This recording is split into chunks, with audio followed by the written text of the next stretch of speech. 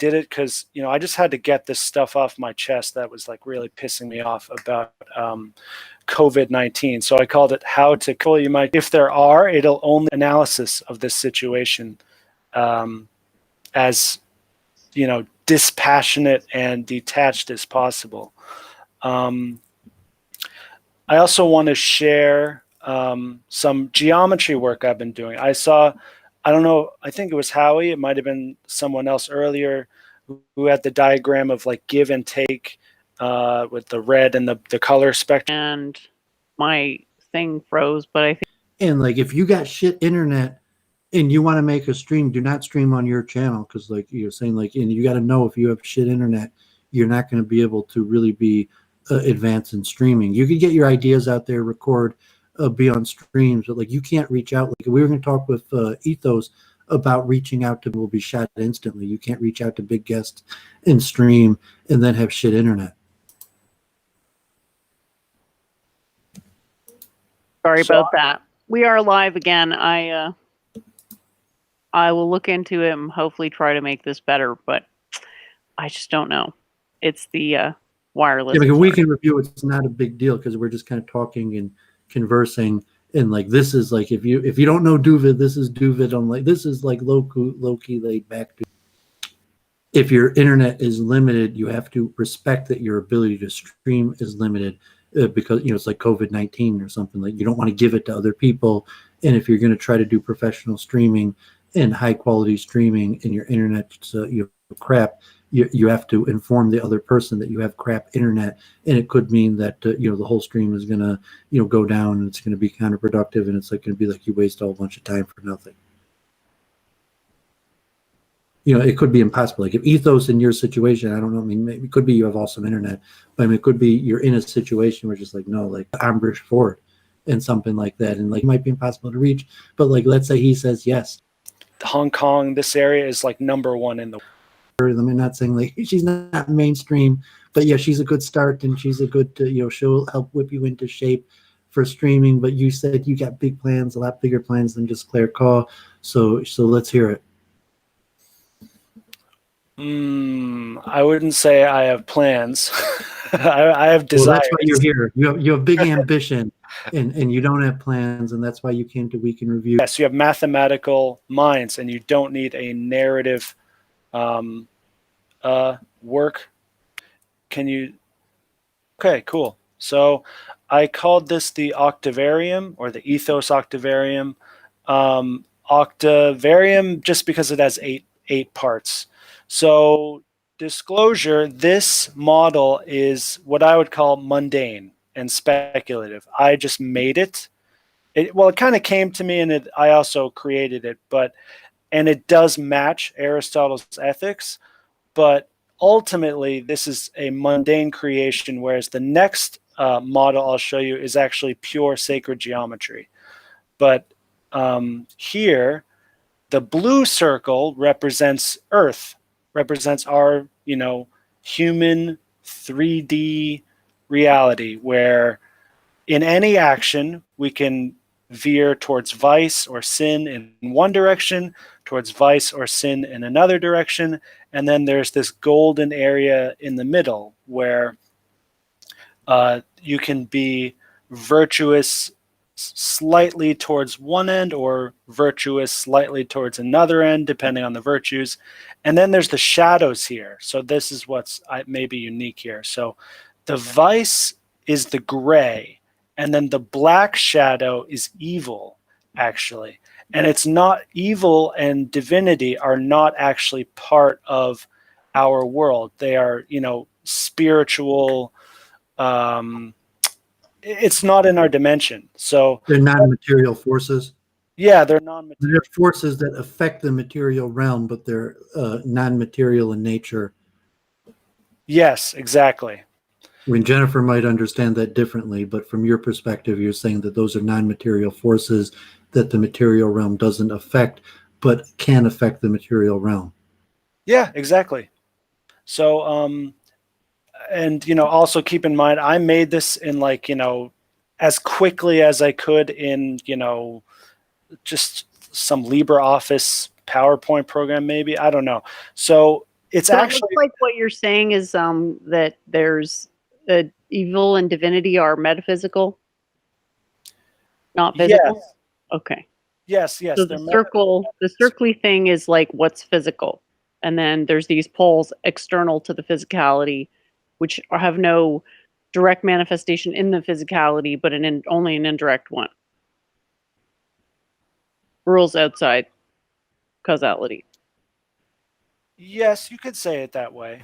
I You just could give even a Hindu Vedic equivalent in like Maya or certain elements of what sustains and exists within the material realm, what exists outside of the material realm, what forces permeate the material realm, and there's different systems that delineate these forces in slightly different manners, but the metaphysical understanding of just dualism, Cartesian dualism of some sort of ethos. If he's Aristotelian, is probably leaning towards dualism. Jennifer is not a dualist, although because she believes that the spiritual and physical realm are essentially one and the same. okay. So this is actually a 3D image. I mean, I didn't do a good job of making it because, like I said, I'm not. I just made this as fast as I could. But You mean it's a 3D concept? The yeah, image is yeah. It's a 3D concept. That's what I mean. So golden mean and the black and this white shadow is the same as the white that's is it outsider or insider? It's both. Things are largely mathematical and may intuitively just make sense to us, or even if they might require narrative to understand, eventually would understand the concept. Who could understand pure, even though generally in your streaming you'll probably use majority narrative, and you could give your own correspondence. Like I mean, you're the ethos expert, but the comparison to like logos, ethos, pathos, in that. So now I switched. Can you see the eye of wisdom here? Because it's the same app, so I don't know the screen sharing.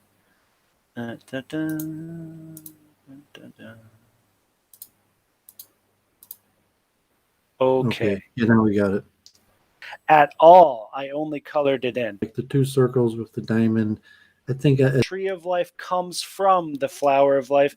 This Vesica Pisces, it's called, comes from the flower of life. Metatron's cube and the 5 platonic solids, they all come from the flower of life. The flower of life is just circles. Then you draw another. If you can imagine these petals, the full circle. Yeah, I just colored.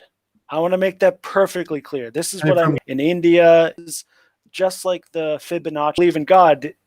This is one aspect of how he creates the universe and how the universe manifests itself. That's what sacred geometry is to me.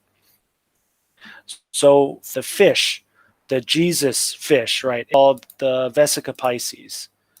And you can find all sorts, but I have seen it before, this stuff, man. So on my channel, what I have is a creation myth for the universe that uses the flower of life, where the eye of Horus, or just consciousness, first it exists in a void, and then it draws a circle, and then it draws an aura, right? And that's the first 7 circles of the, if you want, or I can just give you a link. That's probably better, right? Well, no, I mean, I thought we were going to talk about you trying to stream and set up talks with other people, not like present. I mean, this is, but Chinese character thing with E. Michael Jones. This is just stuff that fascinates me. And yes, we can move on. I just want Okay. to guess the main reason why I brought it up. It's not something you can debate with, really. Anyway, I just found it interesting. Thought I'd share it. I mean, generally you're better off as a systematized person and systematized thinker, but like people, naturally aren't systematized. It's an effort, meditative process. Sometimes just like chanting Hare Krishna probably helps systematize you, even if you're not consciously trying to. So what really excites me, why I got into this was, like E. Michael Jones. When I first heard about him and I got into him, I was really obsessed, and I really looked up to him. And so getting, being able to talk with him was like a great honor and a pleasure. And I learned from him. And so on that leg, my number one choice right now is probably Paul Washer, who I would describe as a Christian saint. And I I don't mean that I don't think I'm exaggerating there. I think unlike everyone else who gets caught up in denominations and religious institutional crap, he just talks about the Bible and like nothing else. And having like interfaith dialogues, I love that idea. I'm very well like set up psychologically, spiritually to do that because I'm not, even in my own institution. Now, in the other leg is like debating, prepared anything for. I'm not sure how to prepare. I will. Well, she's basically going to try to sway you over to her view, which is a secular legalism derived from the Quran, and You don't have to she's prepare just going to for keep circling Claire. around that. I mean, Prepare for that.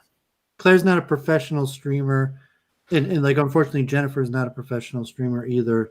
In the sense like you don't have to prepare for that. I mean, like you could a little bit. There's a little decorum and etiquette to look in good venue, but it's not a professional stream that's going to advance your streaming. And Claire is a woman, interesting woman, lawyer.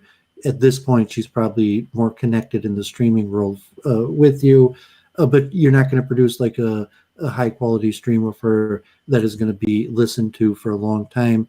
Just like these week in review, like relatively they're not high quality streams that someone a long time from now, like hopefully the first stream I did with Jennifer on Quantum Mind, that was a high quality stream. It's got almost 1,000 views now, and even though it was almost 2 years ago, someone could watch it and gain quite a bit of information about it. Just like my first talk with Ethos Anandos, probably years from now, someone who never heard of you wanted an overview. It was streamed in a way that like even a few years from now, someone could probably get a basic understanding of who you are from watching that stream. So there's different kind of streaming. So like now it's just kind of you talking to me and Jennifer, and it happens to be online, and there'll be a few people that you're that are exposed to your ideas and maybe you're reach out to, and that will be with Claire. But like presumably you want to get into a bigger streaming game of like high quality streams that for years and years people could watch, and that could be epitomize an understanding, teaching an example of some larger lesson. I think if you're really interested in debating, it sort of pays to familiarize yourself with like the landscape of beliefs, because essentially debating is about changing people's minds on various issues, right? So you have to sort of know what you're going to be up against, and it's essentially like a situation where there's a crowd mentality. People aren't necessarily swayed by logic. They're swayed by something, but you couldn't really classify it as like pure objective logic, right? So, yeah. It's good to know numbers too. So like obviously long term, Jennifer is going to be a lot closer to you than Claire, but in terms of streaming, Jennifer and Claire are both about equal. In fact, like in terms of subs and viewership. But Claire streams a lot more. Jennifer only streams, sometimes only just once a week or a few times, as where Claire streams hours and hours every day. So she's more active. You actually want to get to people, talk to people. Claire will help you that more than Jennifer, just because she streams more often and is more active with people. But like probably long term, you're going to be connected with people that are at a higher intellectual level and who believe in Vedas and reincarnation and some of the similar things that you're talking about. So in the beginning, you just have to get yourself out there, and it could be a little bit of a bait and switch where people are they're just gonna see you, and then they're gonna migrate to your channel, learn a little bit. Maybe they like you, maybe they don't. Maybe they learn a few things, and as you get better at it, you'll have your own following where you're the reference point, as opposed to, Ethos, he's the guy I saw talking with E. Michael Jones, or he's the guy I saw in Claire, it'll be, some own personal, some sort of association, or he's talking to you, and he would have talked to you even if your YouTube channel was to talk with you largely based on the size of your YouTube channel. or put me in front of an audience. Like, trust me, like I'm the traveling guru, you in front of an audience. Mm. Yeah. The karma thing is interesting. As far as I'll just do that again next week, and I'll just change the topics, and I'll just see how it goes.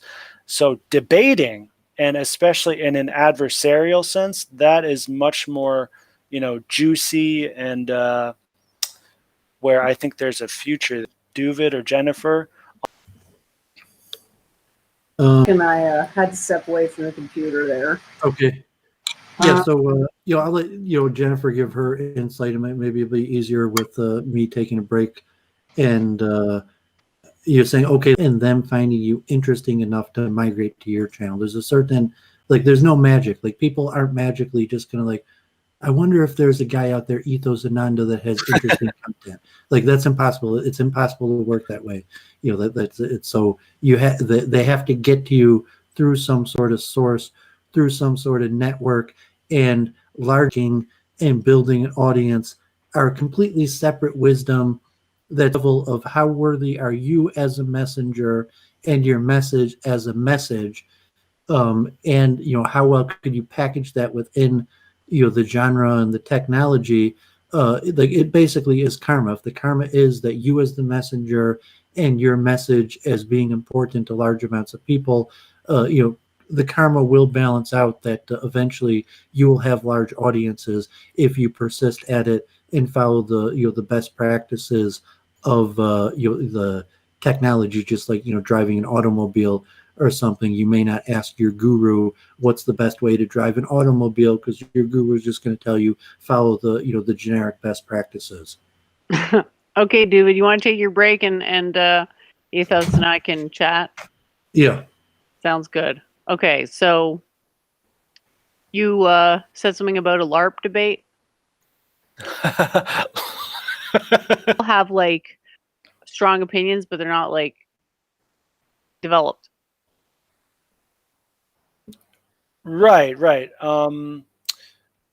So why is that harder? What's the connection with that? The connection is that people get emotional quickly, but can't defend their position in any reasonably good way. So it ends up being a terrible experience because it's just a complete public humiliation, right? Yeah. I'm still learning what LARP even means. LARP is basically live action role playing. Are you familiar with those conferences? Yes, so that's LARPing? And have you heard of people who play I don't even know what it is, honestly. I want to say Dungeons and Dragons, but whatever the card one is. Is cosplay LARPing? Yeah, that whole class of things, okay? Yeah. It's the mindset of I guess you could call you've got Halloween LARPing in a way, even though no one says that. But usually it's used is it derisive, or sometimes I'm not sure how to pronounce these words that I often see them spelled but don't hear them said. It's an insulting sort of way of saying that someone is living in a fantasy world. It's like stop LARPing is the implication is that you are acting in a way that just doesn't reflect reality. Yeah, I think that's why that word came into existence, as opposed to just saying pretending and other common standard English words that we already have. Yeah, make believe, fantasy world. Yeah, it's basically that general, but it's sort of matches the zeitgeist of this culture of people going to these I don't know what you call them, conferences, seminar type things where they can get their chests signed by William Shatner. God knows what people are even doing. But yeah, Aiken says it's Magic the Gathering. Yeah, that's the one. I think LARPing is sort of largely just the people who take the game culture a step further, I guess. Live action role play is what it stands for. Right. Yeah. Take the game a step further. I like that. So LARPing is all anyone's doing. But if someone says, oh my God, what a cringe LARPer, the subtext is generally somebody is not being authentic, who is coming in with all these, pretenses of, whatever, and then getting just BTFO'd. But yeah. I mean, everything's a LARP if you want to get down to it. everything's a LARP, and so it's just like a LARP off. That's what I keep saying. So everybody's LARPing as something.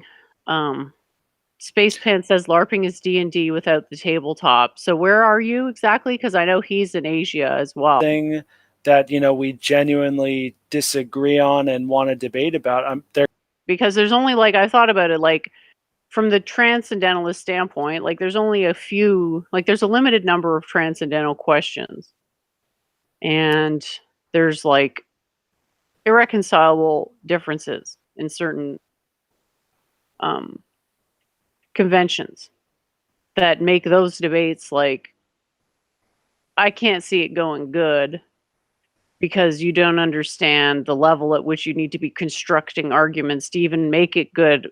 I just don't even know how a lot of those debates can be good, because usually when you're actually on the finer points, which is what I actually like to debate, it's more of a discussion, because you have to sort of build up a basis of shared axioms. So you're having to get on the same page and make sure that each person's assessment is more or less the same thing. And that's where it turns into more of a discussion than a debate. A debate is like when you genuinely, the point I'm getting at, sorry to rant here, is that there's just not that much to disagree on at the end of the day. Yeah, I think I agree with you there. I can debate. But for me, like yeah, like a LARP debate. That's why I laughed when you said that. Like a LARP debate, I just think it can't work. Like for me, like I can only, like I'll only have the energy to debate if I really want, like if I really want to sort of destroy someone, so to speak, or destroy their ideas or their faulty conclusions. If I like have like a a gut desire to do that, then it's like worth my time and interesting, I think. But if not, then yeah, a discussion makes way more sense. Just discourse. About a certain type of communication, but it's more of a competitive sport, whereas rhetoric is more on the collaborative side. I don't want to learn either, because I already know both. It's about which one I want to practice in, and which one would be fun to do and which one would bring in more viewership. That's what I'm thinking of. Well, LARP debates always bring in a lot of viewers. Like if people are fake mad at each other, that usually puts asses in the seat. If people are real mad at each other, then it's usually hilarious and does get a lot of views, but it burns out quick. Because staying that mad at somebody is just, I don't know, maybe some people can do it, but I'm not the type. So I have exactly 10 more minutes and then I have to go. But yeah, I mean, if you start debating, you're going to meet CD types. And if you start to reach out in other ways, you're going to meet CD types. It's really like rhetoric. You'd need some exposure to debate, because people will come and try to debate you, like Claire. Like you need to know how to approach those style arguments. And that comes from understanding generically what it takes to be a debate, what it takes to construct an argument. Okay, hold on. You said CD types? Sorry. I'm not sure. I don't understand that term you used. You'll CD types, something Oh, like seedy, like sketchy. Oh, CD. Unsavory characters. CD, wow. That's it. I'm mostly communicating in Chinese English on a daily basis, so a lot of these English words I either forget or don't use a lot. So good stuff.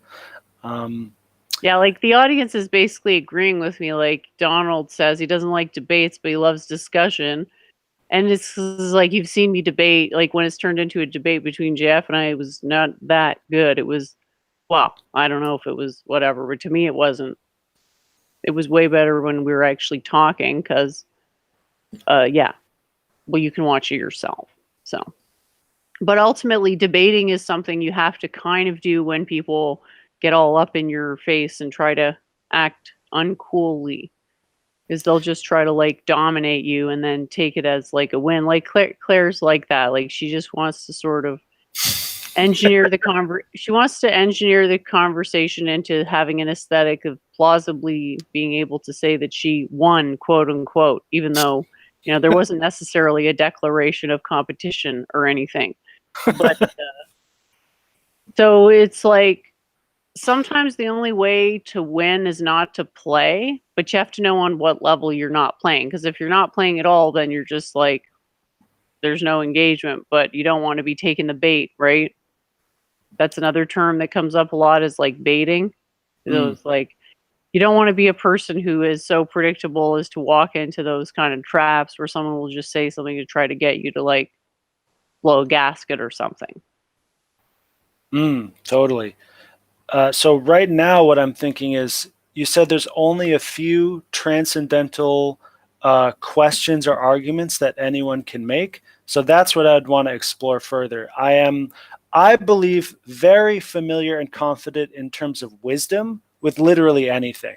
Meaning it's in my character, but I may need to, like, you know, review the lingo or something like that to be able to, you know, explicate it. But I'm actually very confident to talk about literally anything that I would describe as meaningful or transcendental. Are you saying you want me to give you a list of the basic questions?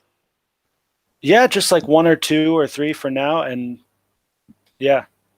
Well, every question isn't necessarily linearly independent. Do you know what I mean by that?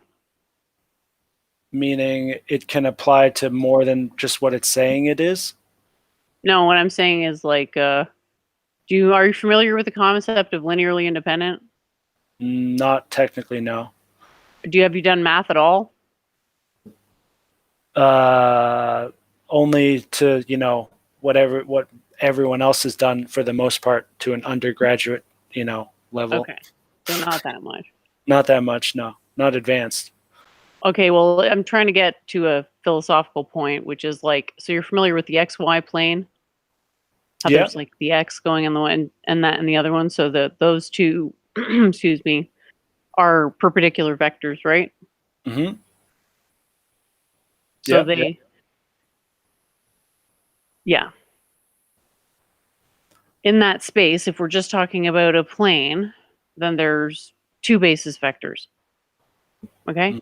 Because and I'll give the example in the real world. Okay, there's three basis vectors, spatially speaking, in our world, meaning that given the distance between us, there's a straight line that exists theoretically between the two of us. It means that the amount of dimensions is 3.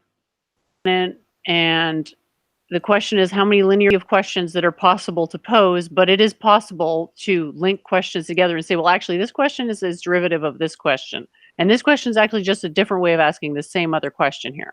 So I'm arguing in favor of like an infinite possibility of questions, because there can always be new constructions and new combinations of words, right? But with fine field models work like that, which is actually a very complicated question. It's not just a matter of saying, well, just go to the periodic table. Right? Because I don't know how much you've studied these systems, right? Of like, even all the way down to like Plato and so forth, they did have this idea of a finite element basis. Yeah. The Vedas have about 8 elements in the material reality. So questions would be of the class of ultimate causality, axiomatic choice, definition of transcendentals. Okay. So what is time? That's really what I would want to focus on. That's the stuff I do. So there's 3. That's going to encompass most of your questions in terms of like a philosophical approach, but then you obviously have applications, right? Like applications are really only one class of answers, because they're what you call like mechanical answers, where you can build, if you can encompass your system inside a machine type pseudocode, then it has like what you call a mechanical answer. And so what we're discussing here are by definition metaphysical questions, because it's like tautologically sort of, it's trivial in the sense from the perspective of philosophy that science is sort of the material philosophy, so it's harder to disagree, right? There's no real debate in that, I don't think anyway. But metaphysically, it reduces basically to those 3. and then questions of like practical implementation. But I suppose you could also, yeah, I mean, it reduces to the axiom question, which is what Doovid has gone into with his multiple truth hypothesis. So he could probably talk to you more about that. Ultimate origins, and then finally the other one, transcendentals, which is ultimately going to reduce to a question of what are your fundamental quote atomic structures, aka states of matter. Doovid, did you want to say something? You're muted. I see you've come back. Thank you so much. Great to see you. Yeah, go ahead, Ethos. I'm just out of time, so thank you so much for joining. I hope that was somewhat informative for you, and thanks for asking the great questions. Always a pleasure to answer them.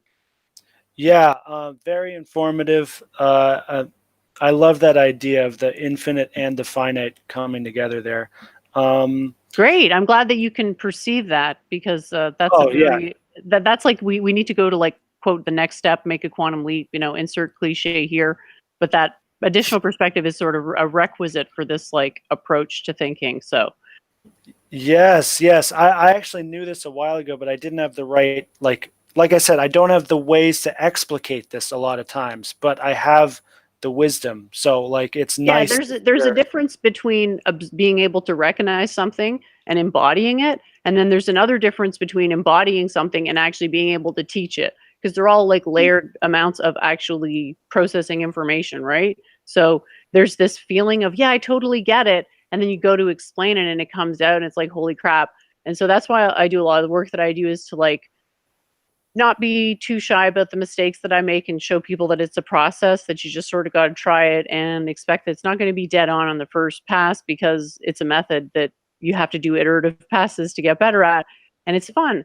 Just have to get past that initial inhibition towards just thinking that way. So this perspective is extremely important, because you have to make a distinction between the physical and the metaphysical. Otherwise, the questions just keep cycling back to like these weird moral imperatives, and I just find it cringy, like the so thank you again, and we'll see you later, man. Did you have any last words?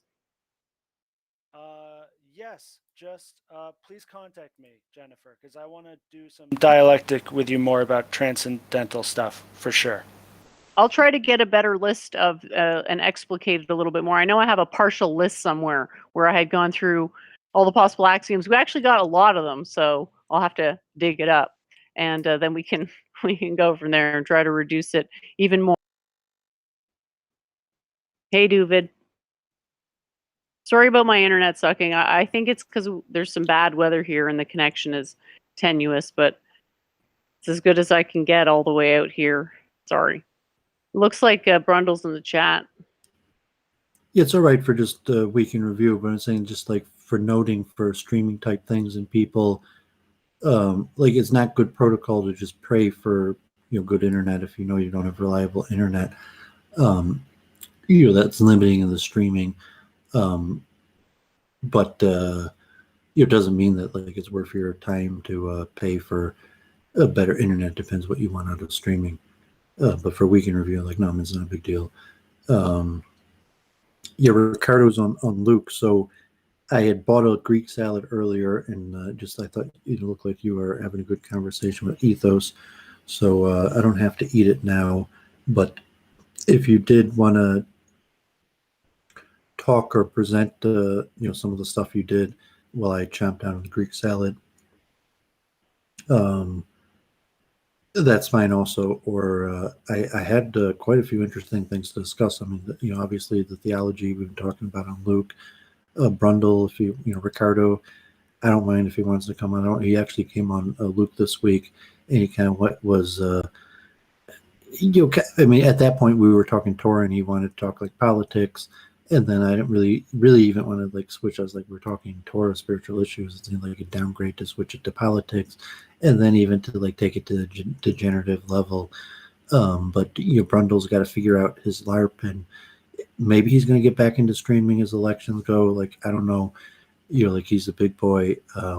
But if he's ready, wants to talk about that, that's fine. But, Jennifer had some, actually, a lot of insight on her own on the multiple truth hypothesis. And I said, like, I've thought about it for years, and I have a reason why I thought about it. As mentioned, like the chant and the Rebbe and Messianic beliefs, and like I went to the Hare Krishna temple earlier today and chanted Hare Krishna, and like I said, like no one asked me like theologically when I got at the door, just like people were chanting and I joined them, just kind of like Luke or something, like like if he's a Jew, like we're going to be chanting and he's going to join us because like that's what we do, and but the multiple truth hypothesis, in reality,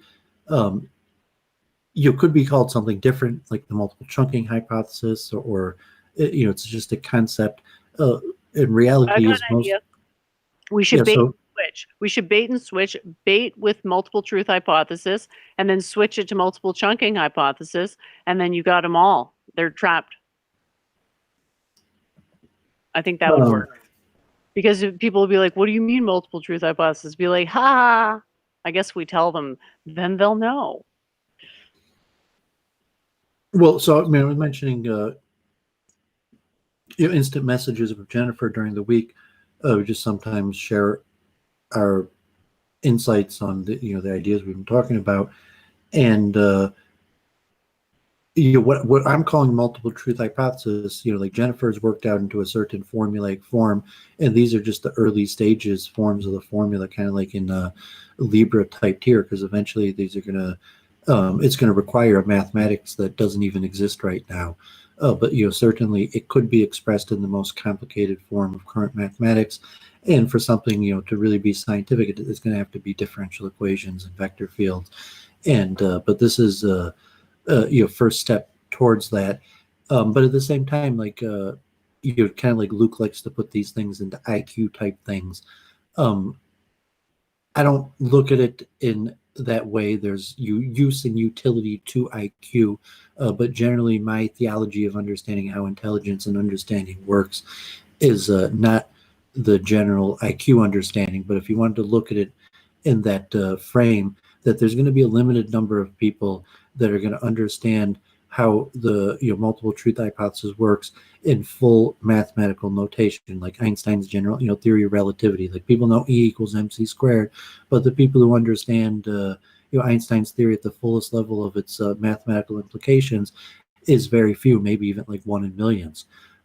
People that understand it at some mathematical level, maybe a few percent, and so I would like multiple truth hypothesis to be true at all levels of the people who understand the best of mathematics and all of its implications and computer programming and various things. But at the same time, it's a philosophy and framework that even a simple-minded person, like literally like like a retard, God forbid, someone with very limited mental capacity, still would understand the kind of philosophy of multiple truth hypothesis, like the Elu Oimrim, like these people and these people say, and it's both true. That to some extent at different levels, anybody could understand that concept, if they're capable. That is possible even like at future levels, if multiple truth hypothesis came big, that you could even demonstrate that like lower animals like dogs and monkeys or to some level could demonstrate understanding of multiple truth hypothesis concepts. But like obviously me and Jennifer have been streaming for 66 episodes.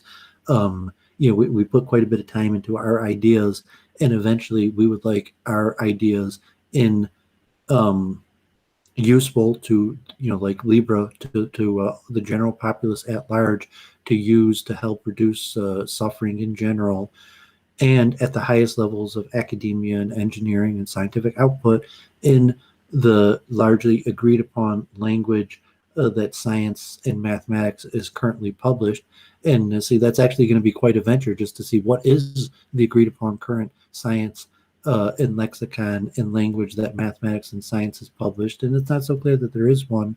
And so it's going to require some interesting search. And I just meant like me and Jennifer, like I really got to put like probably 10 years into this, and like okay, I already really have agreed to dedicate my life to this, and not necessarily like multiple truth hypothesis, but like I'm always studying and know that these things will come together.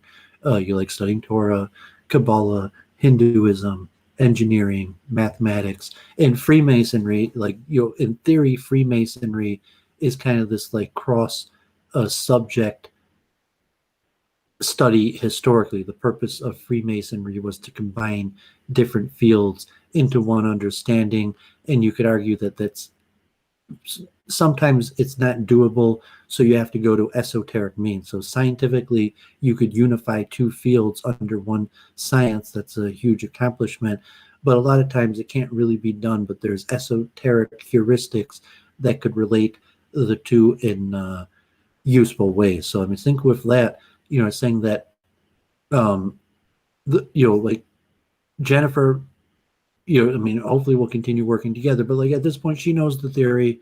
She could advance it on her own. Like obviously, I've spent my decades thinking about it, and hope to push forward together the theory, with her help. And I think it's going to be useful to her for her theories. But like say at this point, like she basically has it, and she actually has a better background in mathematics and physics than Doovid does. And thank God, I think she understands it well enough that she has been able to put it in better mathematical form than I've been able to. So if you want to present that, you say definitely props to you, or comments on kind of say the concept that I've been talking about, to multiple truth hypothesis, to what you understand now as the idea that I'm expressing, that now you're capable of expressing on your own in a mathematic formula. So irregardless if I was inspired to this from whatever inspired me to this, that you've separated that concept from our conversations to your own understanding, and now have your actual mathematical representation of it. Sure, cool. So you want to have that salad? If you have the salad, are you going to be listening in? Yeah, it's right here in front of me. Cool. Put myself So on mute. I'll try to talk. And guys, in honor of Doovid Salad, it's just if you could just throw enough questions up in the chat to keep me occupied till he gets done, that would be awesome. Because I can blab for a bit, but I'm really not the greatest long-term solo blabber, as some of you may know. All right. So how does this work in the context of my theory? So what am I trying to do? Okay, I'm trying to get people to have respect for beta by proving science. I could do science better than you guys can. So that's what I'm trying to do. I'm trying to show a unified field model, best model. Okay. That, so that's what I do. And all of my other debating skills basically centered around trying to establish this science is like superior to any other approach to science. So that's my side of it. And I won't, go into it too much, but some of you have heard my rant before about why we live in a 14-dimensional energetic universe, which has to do with the relative possible observable sizes. This is essentially like 14 magnifications that can be performed upon the observable universe itself before you get to a level which is no longer able to be parsed for quantum reasons, which I estimate as being approximately protonic radius. All right. So this is just me. This is what I'm working on. I've come up with many different iterations. This is probably not going to be the final one. Putting stuff into a final equation is always really hard, right? But basically, what this determination equation here, psi is the letter. It's a Greek letter, psi, and it's meant to say that your total function, your total space-time function, has actions determined by this set of 4 actions plus a residual, because the actions will have within them residual actions. Because if something is happening on multiple scales of magnitude, on multiple volumetric orders, there could be things going on simultaneously that are not really interfering with each other, but they're creating the system superimposed. That's why before in the chat I was talking about how time is manifold, because the perturbations of the system come about from the fact that space-time is manifold, and that time sort of pervades space in a way that space doesn't reflect that same quality towards time. So time has certain transcendentalness that space does not. Is it getting published in physics journals? Well, various results that I've come up with there's stuff in physics journals now that I never saw before about cosmology specifically, which lines up with my theory. Whether it comes out of my theory or not, I have no clue. I don't actually mind because whatever, as long as people are actually approaching the problems correctly, they'll get, they'll realize that they're actually converging to the answer, because that's what's happening is a problem in many disciplines, is that people don't converge to better answers. They sort of converge to like something else, or even diverge a little bit. So we haven't got to multiple truth hypothesis, but I just want to make sure Doovid has enough time to really enjoy that salad, because God knows salads are delicious, especially when it's hot out.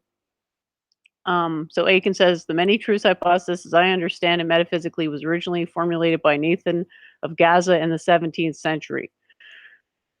Yeah, I'm not too sure.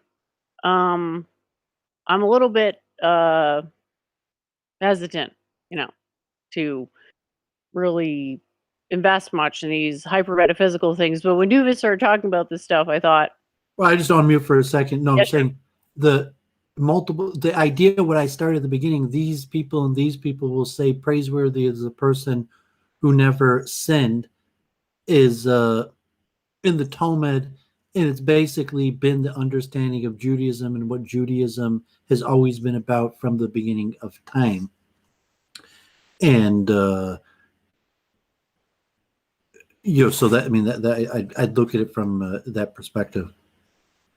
That Nathan of Gaza didn't come up with this, multiple truth hypothesis, but the messianic necessity of all people coming and being righteous in front of God in one type of service in one temple necessitates a multiple truth hypothesis. There's no other way to do it.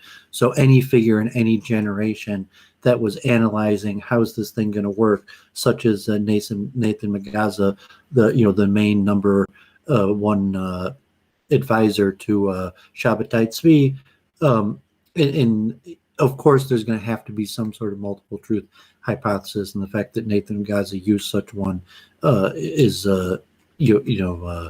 doesn't mean he's the one who came up with it. In fact, I would argue that any messianic figure would necessitate some multiple truth hypothesis to accomplish the goal of unifying all of humanity. awesome. Thanks for the input there.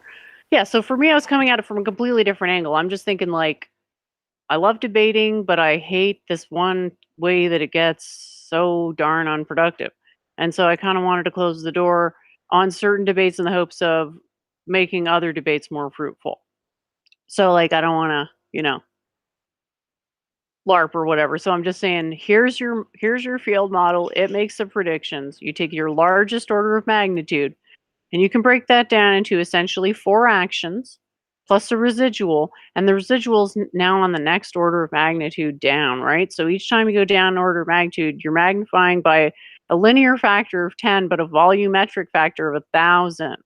Okay. So that's where you have to use your visualization capacities. And if you don't have them, you got to build them up. And that's when you can really start to use the model. But yeah, it's certainly predictive and functional. And basically, in this sense, I don't want to have any debates about what's really real. And it's just like this sort of sterile, boring thing. Intuitively would appear that there are more questions that can't have an answer in this form than questions that can, because these are just like broad strokes, physical parameterizations of systems, where you're essentially breaking down your physical system into a machine and saying, well, this is about how my machine works. And I know it's going to pump in this manner. It's going to generate observables at these frequencies, etc. It's not feasible to go from this to making sense of, deciding who won a debate, right? So where Doovid's hypothesis wording works out well for me, and maybe I'll just make this a little bit bigger. We have basically 2 classes of questions, right? These non-objective questions. And so they fall into the domain of what's subjective. And I've been thinking about this for a while, because I've been trying to figure out a way to map from space-time into order, which is the opposite of entropy. So the problem with entropy is a little bit confusing is that it has sort of two opposites. One of its opposites is energy and one of its opposites is order. So you have this, like, I would almost call it a manifold entropy. So anyway, I don't want to get too too lost in any tangents here. So we have this class of data that we want to be able to start to approach what Doooovid described as the approximation to truth. Is that right? Like you sort of talked about going through an algorithm where it would give you a truth function, I think you said. Yeah, there's kind of a recognition that there's an observer problem and it's severe, and that what truth actually is so many steps of uncertainty away from us that we really have very little idea of what truth is, because each step of uncertainty is really exponentially going to increase with your further steps, and there's so many steps of uncertainty that from a scientific perspective, even if we assume that there is one truth that explains everything, it's pretty distant from our knowledge of having it, even though we could chart a path out there. And we know enough to know that certain things are much more likely than others. And even though, from a factual basic, even our best understandings, like Newton's laws or anything of our scientific engineering, from an absolute value, like, is this, the absolute law of nature? It could be all of that is far less than 1%, even our single best understanding of any rule of science. So the multiple truth hypothesis is looking at a method. So there's one thing of an absolute mathematical representation of truth that doesn't suffer from the observer problem. So to say, if the theoretical perfect AI machine that's capable of searching for truth, like a computer, like if you could program a computer artificially intelligent and set it with the goal of figuring out truth, and which we do to a certain extent, not like that extent, but there is such a concept as truth discovery, and I've talked about it on my stream, and it's very technical. But this idea of mathematically trying to narrow down what's more likely to be the truth and assigning it a numerical value, and that's actually a mathematical scientific task, and computer programmers have largely taken it up, and there's interesting methods, and I did a stream on it, and hopefully me and Jennifer are going to be talking about that at length, probably for years, because that's probably, it's one of the big fields of science right now. It's probably going to be one of the big fields of science for a while, and your average person is only conceptually like, how does the computer program play, or like, Jeopardy or something. But at some point, people will start noticing these things in their gadgets, that the computer does have some form of intelligence, and they're going to recognize that the computer is intelligent because it could just figure and know things that, like, how to know it. But it's going to be useful for people, like in technology, so maybe Doooovid and Jennifer are going to have a better chance of understanding the way that the computer is doing this, and what these pardon me, technical algorithms mean, or maybe it's beyond our ability, and it's just conceptually say the computer is going through some process that is recognizing some sort of truths, and that might even be more indicative of what truth is than the methods that humans have been using for deciphering this. So the multiple truth hypothesis will have some sort of mathematical framework for saying, narrowing down, similar to the Schrodinger wave equation, like where the particle is. It's not just like, oh, the particle has an equal % chance of being anywhere. Like, no, it's a wave, and there's a lot of places where the particle has a very high % chance of being, and then most of the places the particle has almost no chance of being, even though technically there might be some infinitesimal % that the particle could be anywhere. And so truth will be something like that also, where there'll be, and the multiple truth hypothesis mathematically eventually, in my hopes, me and Jennifer, there's a lot of uncertainty here, and I know there's a lot of possibilities, and the current state of evidence doesn't warrant eliminating possibilities. However, we could estimate a percentage of them being true, and this is actually the current method of science. So if you listen to like Dr. Fauci in the U.S. and saying like, how come you didn't tell us to wear masks? How come you were wrong at the beginning? How come you were wrong at the beginning? And Dr. Fauci was actually, we were right.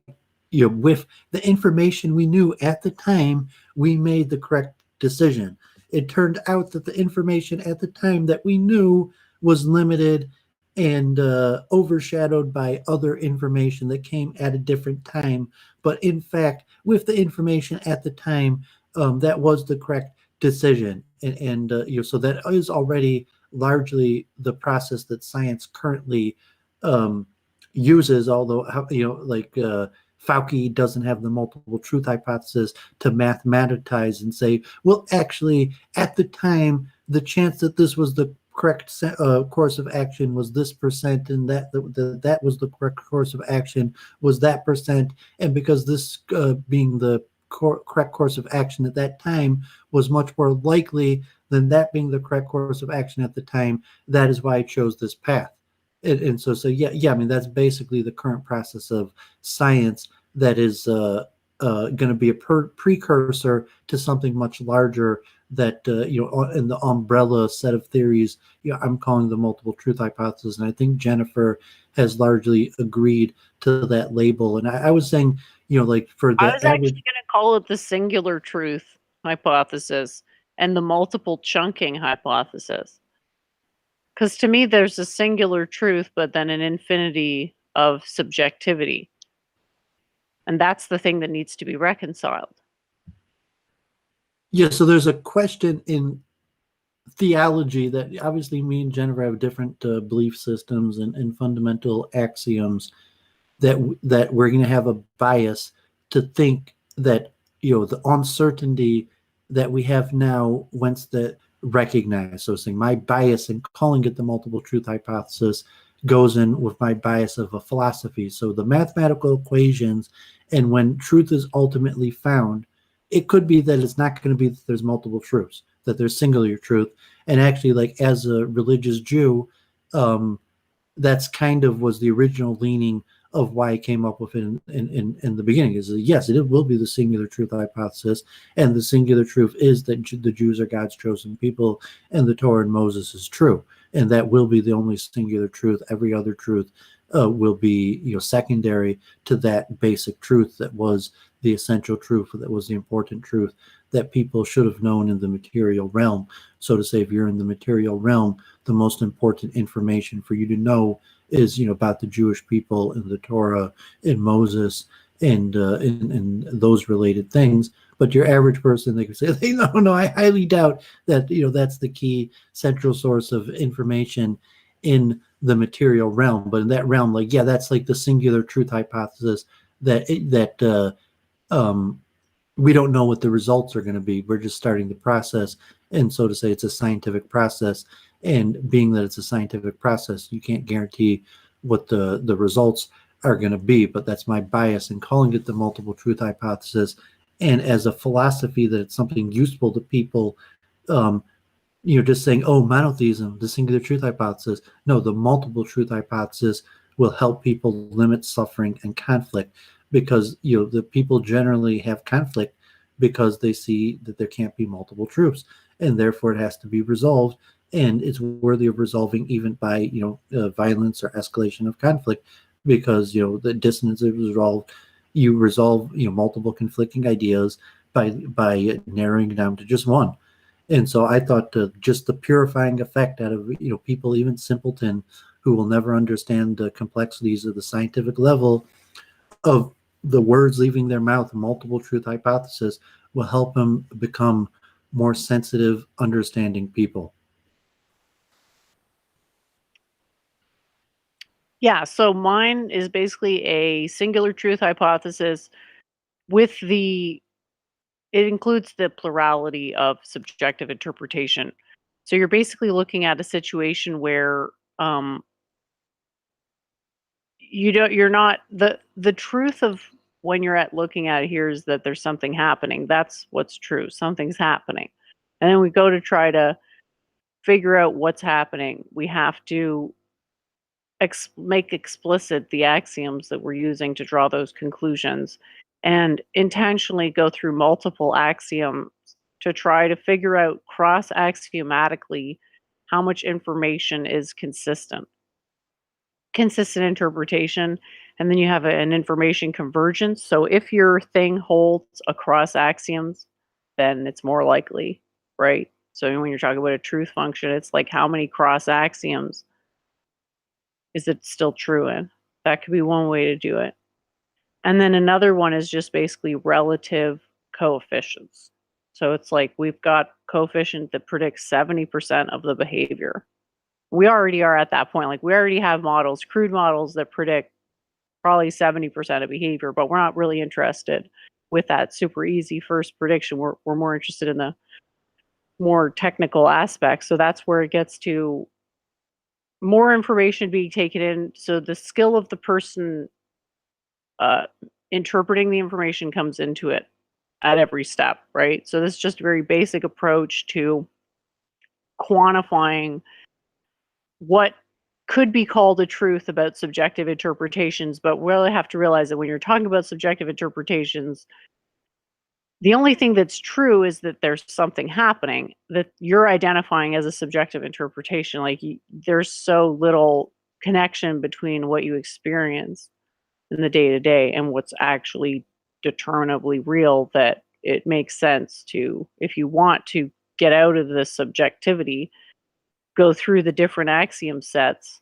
and see what they do for a particular idea or model or what have you.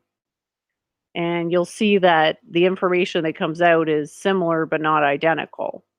Because if you're looking at something from the axioms of like electrons and protons, it's not going to be the same as if you're looking at it from the axioms of just selfness existence. Like that's a different axiom. To assert that the existence of the self is not the same thing as asserting the existence of fundamental waveforms, right? You get information which is, in the grand scheme of things, there's no such thing as linearly independent information from this basic waveform that is encompassing the entire universe, but there's information that is only available within axiom systems. So it's like an argument in favor of employing multiple axiom systems to understand the same phenomena to try to examine cross-axiomatically what you have are convergent patterns. So hopefully that makes it a little bit clearer. But that's how Dooovid's multiple truth hypothesis comes in, because he had said that like the first step in the door should just be like the set of all axioms, right? And so we have to establish like, is the set of all axioms a set? And then how we're going to work algebraically with that set of axioms if we're going to go to the next step of interpreting it this way. But that's basically how I've like attempted to like get across what it is that you're saying, because I think what you're saying is that there's value to cross axiomatic representation, but maybe are you just saying it's just like some nonsense you came up with for political reasons? No, I mean, not political. I'm saying that messianic, there's a Judeo-Kabbalistic concept that is similar to this. It's not really a multiple truth hypothesis. It's unification, in that there's kind of like a breaking and branching out, and then at the end of the days, there's going to have to be unification. In the most simple way, like the universal brotherhood of man.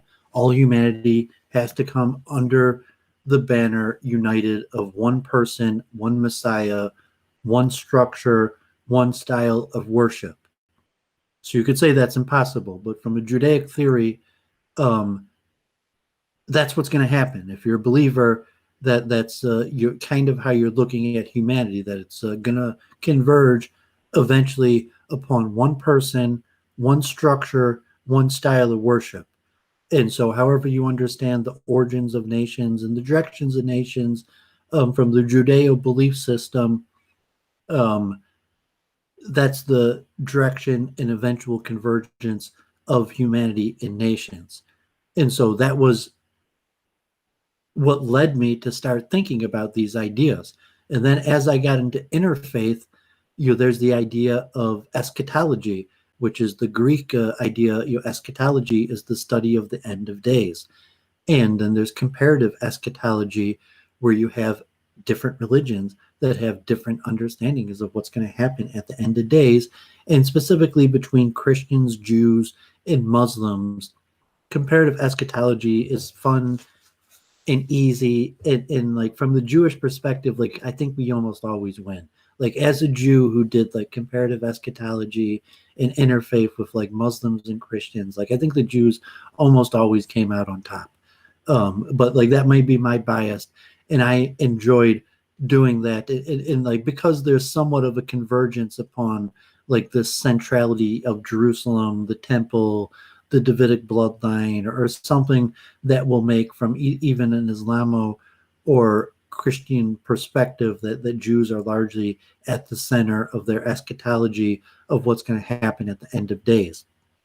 But even for other religions, like Hinduism, Buddhism, or started doing interfaith, and they don't have an Abrahamic narrative or a messianic figure.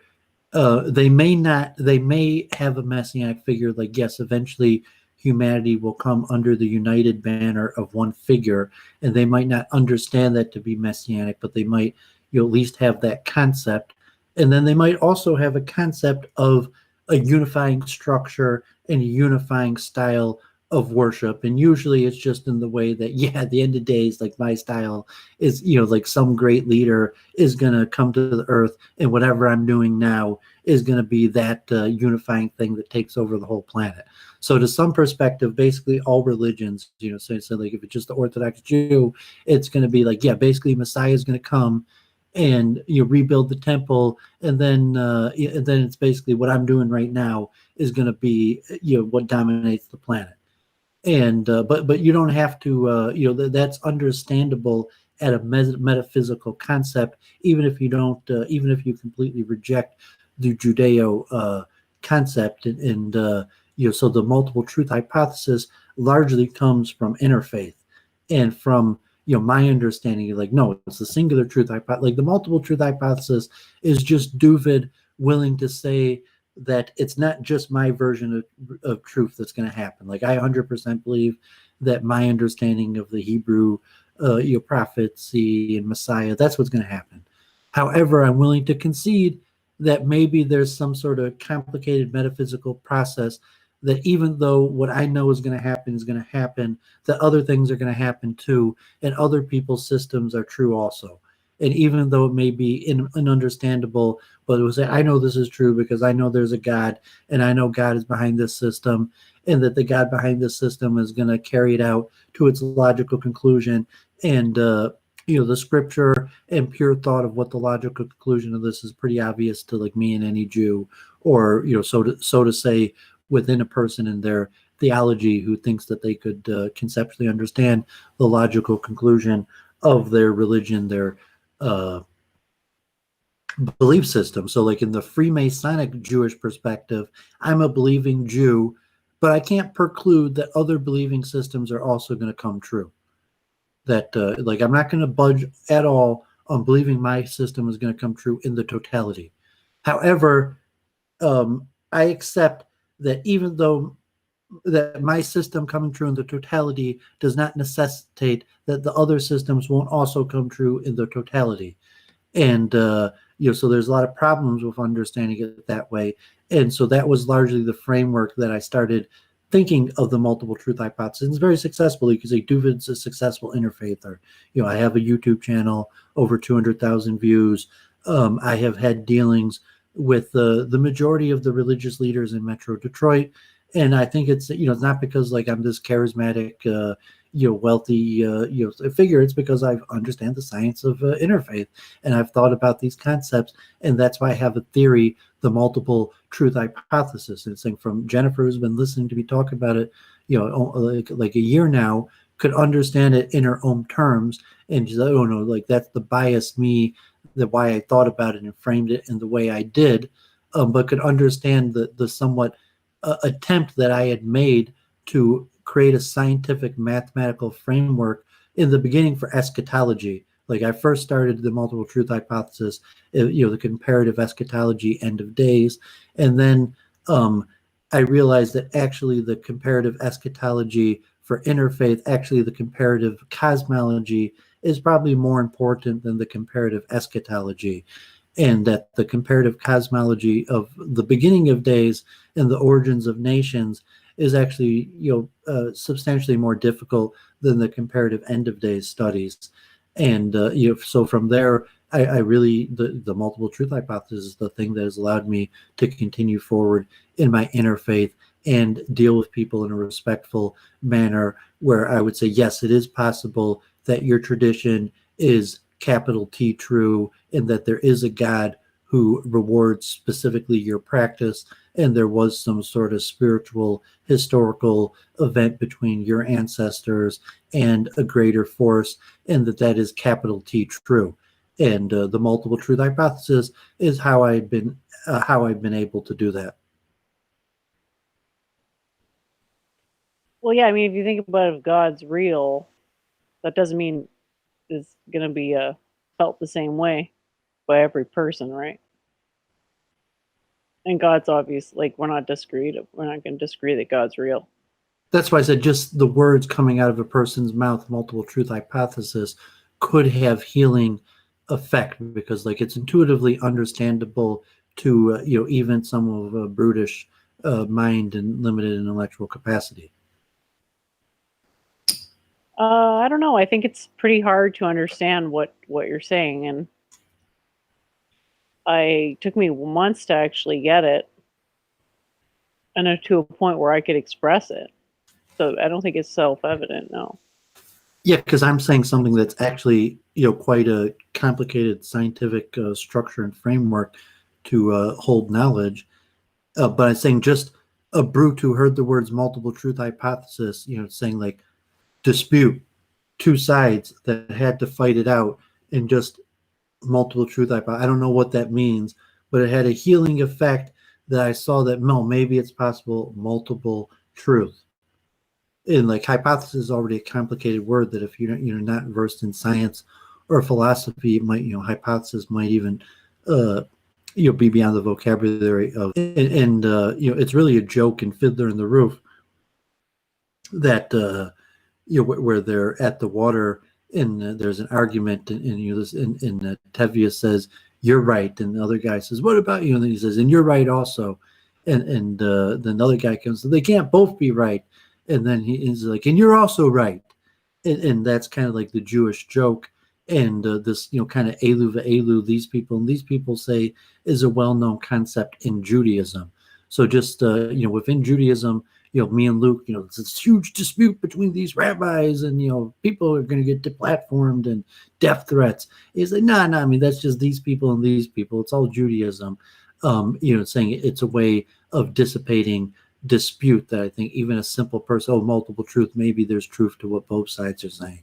Like any person could understand that on editing. It's just like I teach people how to play chess, and at a certain level, the person intuitively understands that you could only win at chess if you compensate for what your opponent might do. That, in the beginning, a person just has a plan and they don't at all consider what their opponent might do to thwart their plan. But, even, like a 5-year-old kid, a person, an adult who never played chess, within a few minutes is going to recognize that, my opponent could do something to thwart my plan, and you have to compensate for the other side thwarting your plan. And so say like, no, like even a very low IQ person could understand that concept. And so just the idea, multiple truths, there might be truth to both sides, even though there appears to be a conflict, that saying like, no, like I think even dogs, monkeys, maybe birds could demonstrate some level of understanding of this concept. It might even be innate, saying like, no, it's not like I'm going to teach a bird the multiple truth hypothesis. I'm going to demonstrate that the multiple truth hypothesis is in fact true because it's innate in, some sort of design study that would demonstrate that, birds or monkeys or dogs, like you have an intuitive understanding of it.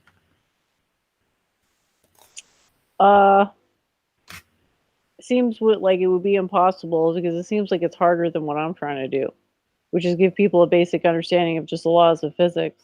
Because like even uncertainty is probably beyond the reach of a lot of people who can't think like visualize geometry. Yeah, but So saying uncertainty is a fact. Uncertainty is beyond the grasp of most people to understand, but uncertainty is a scientific, indisputable fact. yeah, So exactly. for But like, people to better deal with reality, it's not instead going of to convince people. the multiple truth hypothesis kind of skirts the uncertainty issue. But it's not We're going to saying convince. at the heart of the multiple truth hypothesis is a way to deal with this uncertainty. But it's not going to convince people if they don't understand it, right? So you're running into the same problem as me. It's like, well, yeah, I can tell people it doesn't matter if you don't believe in uncertainty because it's real, but they're still not necessarily going to agree with me, and it would be the same with your thing. Like it's predicated on someone understanding your position. And if you're just hand waving saying, "Oh, multiple truth hypothesis," I somehow doubt that'll be enough if someone, whatever. No, I'm saying that it's almost like a mantra. So let's say, this person, maybe Libra or something, and as of now, and this may or may not be his opinion, he's 100% right, and he has no idea what Doovid's talking about, and if Doovid has anything else, then what Libra is going to tell him, I'm 100% wrong. But he hears multiple truths, and then it's like, oh, actually, we're the natural inclination, the realistic picture to say, no, unfortunately, the majority of information that would be valuable for me to know, I in fact don't know. But the ego will posture someone in the way to think that they already contain the majority of valuable information. So just multiple truth hypothesis immediately resolving a person's dissonance because the natural inclination is say, no, the truth is where I've already placed it. The truth is not in other places where I haven't thought to look.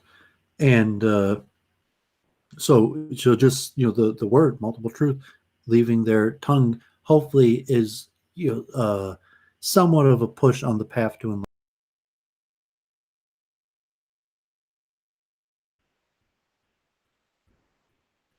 I'm not sure if Jennifer lost or if I'm sorry, I'm here. I just didn't realize that I was still muted. I'm so sorry about that. Yeah, I was just saying that there was an interesting conversation going in the chat about not believing in anything is not the same as believing in dissonance with a one. Dissonance with a one-liner. I said it will reduce suffering. It's going to be a tiny, tiny amount. But yes, just the words, the mantra, multiple truth will move in the direction of the reduction of suffering. No, I did not say it's going to cause the suffering to go to zero just from saying multiple truth hypothesis. Sorry. It just seemed a bit, I don't know.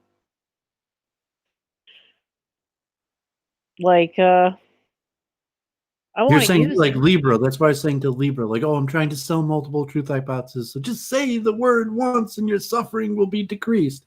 And I'm saying, yes, scientifically, factually, I am postulating that, on a greater scale of things, yes, just the words multiple truth hypothesis leaving your mouth will factually decrease your overall suffering. But like, no, I'm not like, trying to do like a Libra tier sales pitch to you like $1 billion, just an understanding of, the level that they're saying that it's going to benefit a person to understand truth at a higher level. And just the putting the word multiple together with truth is going to be a path towards enlightenment for most people, because most people don't realize how distant they are from truth. And just the first step of recognizing that there's other things that they might not think that are true that might be true will be a positive step on their path. Exactly what value of that is like no, like I feel like we could use it right now. And we just have to figure out a way to estimate the information content, which I still haven't quite zeroed in on that. But I figure what I wrote is a good start.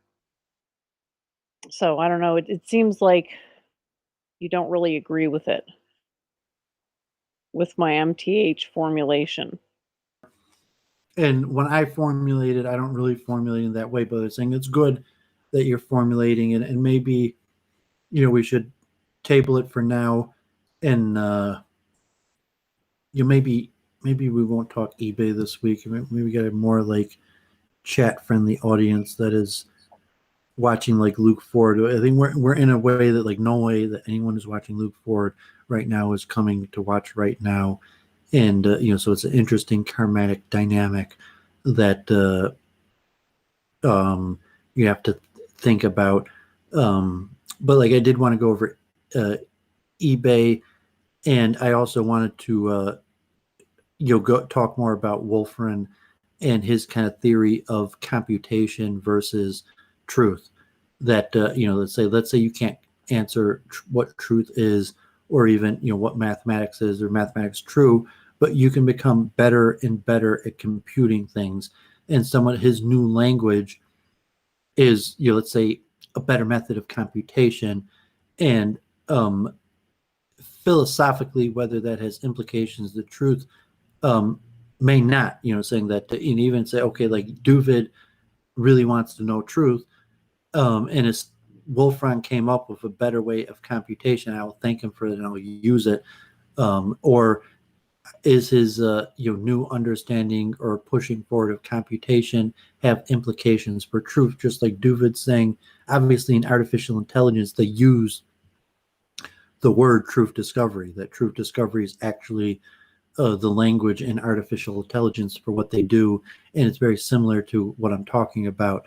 So you say there's a comparison as opposed to Wolfram's method of computation, that there may or may not be a connection to truth, and it really goes right to Gödel. And I even gave Jennifer an article. I finished just one of Wolfram's books, but on his webpage is an article that's in his book about Gödel, and explains how his work is actually a continuation of Gödel's work. That is very interesting. I guess he's trying to get to the computational limit of the universe. Like, it does kind of seem just intuitively based on his diagrams that he's sort of bumping up against the computational limit of the universe, which is how the whole space-time continuum thing sort of feeds back into the information domain, because the information is limited to the 14-dimensional domain rather than the 3+1, because all the dimensions are all on top of each other. So it seems like his axioms are at least covariant with reality, in the sense that they're like converging in these loops. That's just my very first sort of take, recruiting people to give him formulations of their own math in his language, do something. Could you refresh my memory on that? Yeah, I mean, so Wolfram obviously is famous for computation. He studied under Feynman. He has background in physics. He was at Caltech, and he goes on to be wealthy by writing software that does mathematical estimation and simulation and calculations that people can't do by hand. And he's not necessarily known for any like mathematical theorem or physics theorem, but he's known for programming software that can solve equations that better than anybody else or any other software. And so for whatever reason, he developed an axiomatic system of representing information, of representing data of some sort, and like a language, kind of like writing Cleong or something like that, but it was more like a mathematical mapping language, and he did it to quite an extent. And it could be useless in just like a thing like Super Libra, and he makes some nice, cool designs, but he's demonstrated that some of these ones have correlations to other mathematical or physics ideas, and that's what he's pushing. So like if he's trying to sell his idea, like his new mapping representation information system is going to save the world, I don't even think he's saying that, but he's saying that it'll be useful for various people who are trying to do certain computations.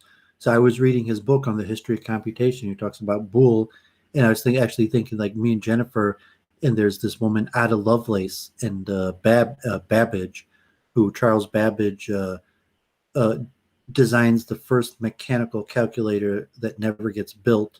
And this woman Ada Lovelace, she was an aristocratic, and Lovelace is actually a jurisdiction where she was like the Baroness of Lovelace, and she was Babbage's assistant, and he designed this machine that would mechanically work like a calculator through levers and gadgets that and punch cards.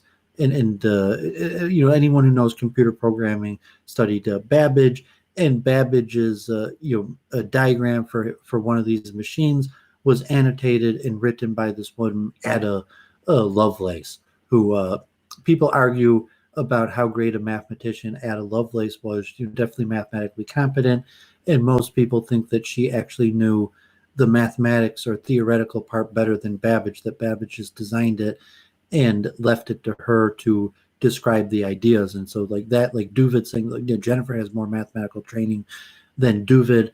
Doovid has a theoretical idea Jennifer's heard and gave it serious attention more than anybody else, and with her mathematical background is formulating it according to her understanding.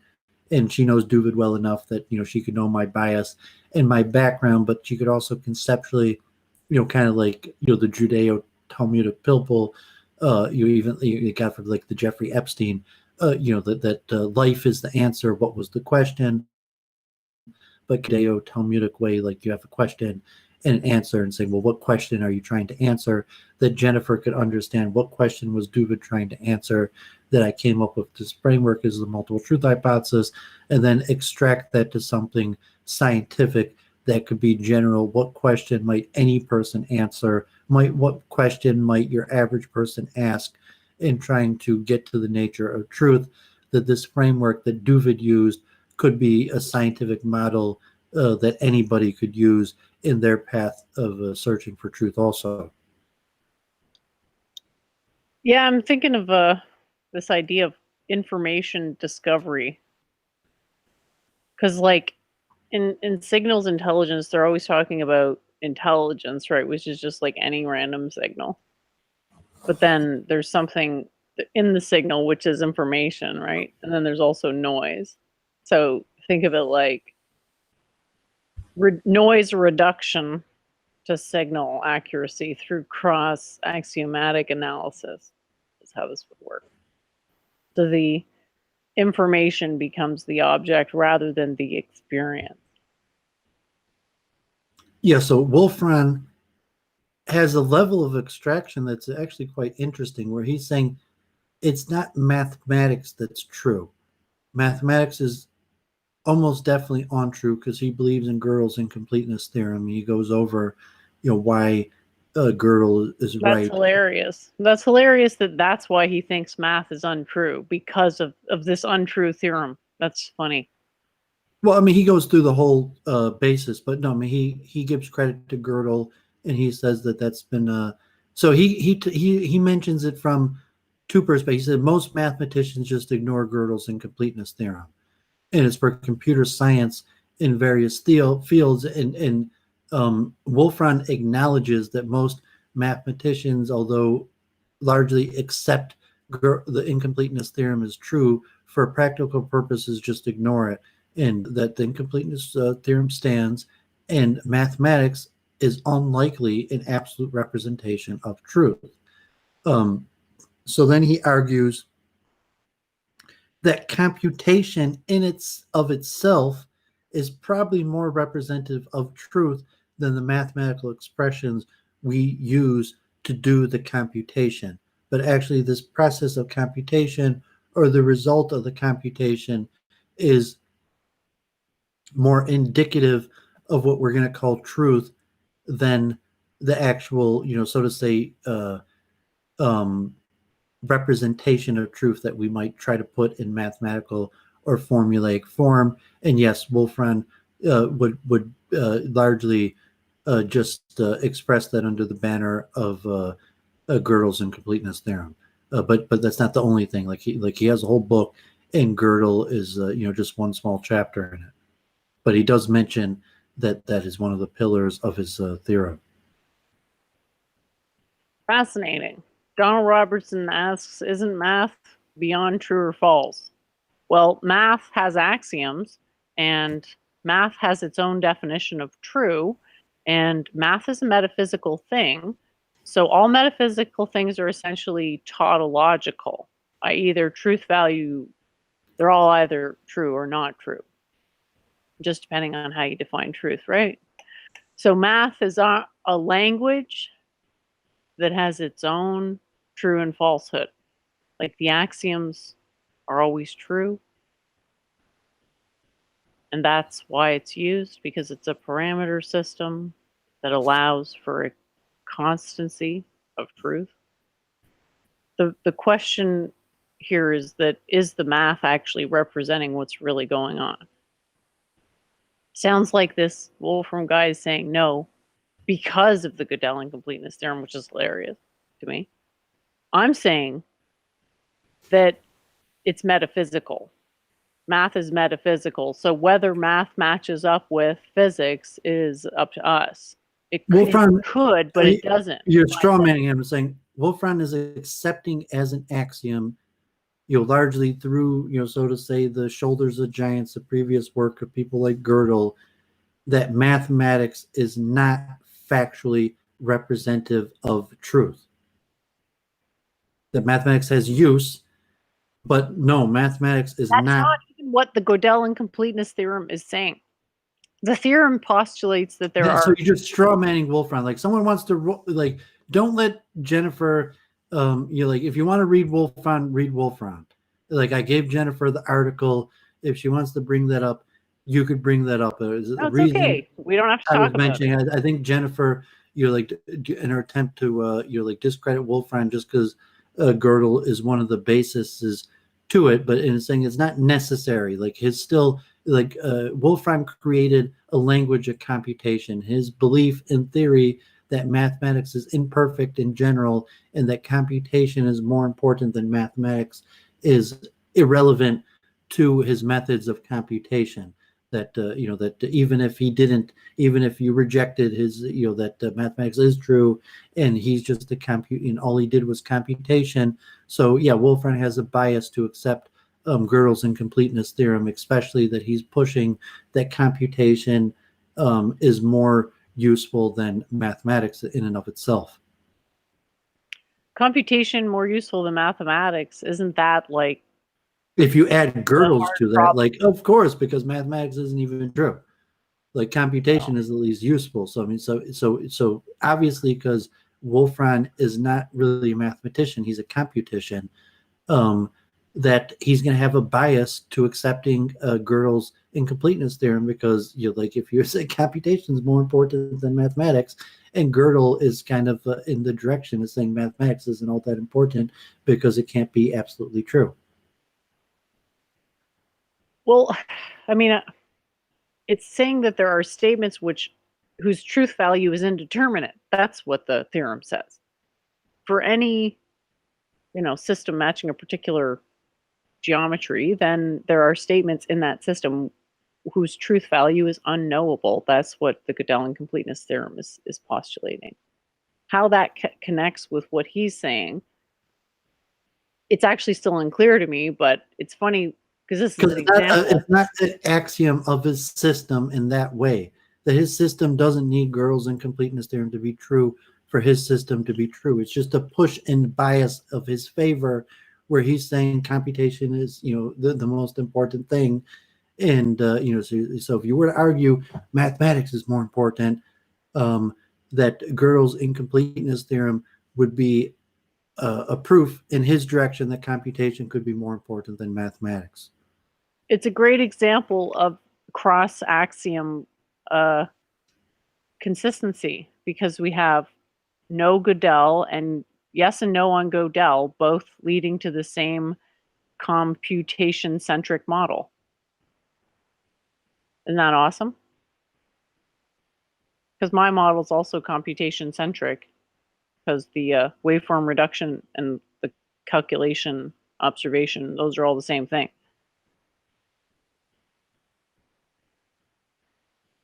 Yeah, it could be my model is more mathematics centric in saying that because the equation allows for multiple truths, that the equation itself is more important than the reality, because the reality of so interesting, and even Wolfram's explanation of Gödel's incompleteness theorem is interesting, and his history of computation is very interesting, and also that for whatever reason, historical philosophers thought about information and computation like Leibniz and Boole and Babbage. And then there was a period of time for decades, like 50, almost 100 years, where it wasn't a big issue until computer and computer programming came out. And then people looked into these mechanical models of computation, or just a theoretical model of whether it was possible. And saying Babbage, when he was trying to create a mechanical device to do calculation, he wasn't doing it as a mathematician. He was doing it as an astronomer who wanted, like logarithmic or tables, and he just wanted a device that would be quicker to making these tables than calculating them by hand. And so thought that maybe he could create a mechanical device.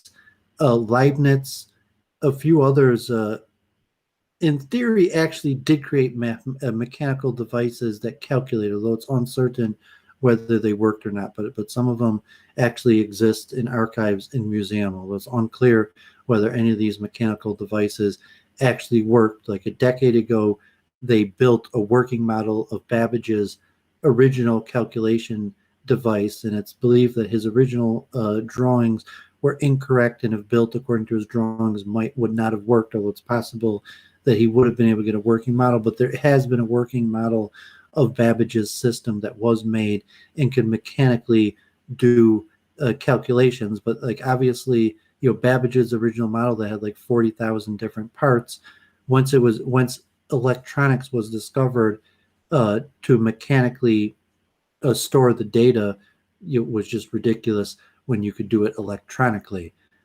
So historically, this mathematical thought regarding computation ended at a certain time until they realized that you could do it electronically, and then people started looking back into the historical archives of people like had worked on similar things, and it was discovered that these people had known quite a bit of the foundations of what's now called computer science and things like Turing, to when we finally got these machines working and operating, and the first chess machines that were no good to now the chess machines that are substantially better than the best humans, and even to the point where this concept of truth discovery, where you're saying what is reality, that you could turn to.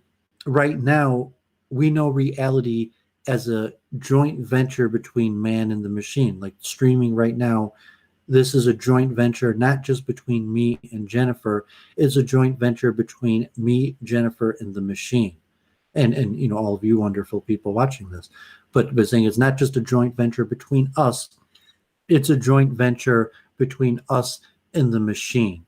And because the machine is part of this joint venture, the machine somewhat dictates the terms of our association, and that will be seen more and more so, that great ventures will probably be facilitated through the machine, and at some point it won't just be like the device we're using or the limitations of mechanical physics like signal processing.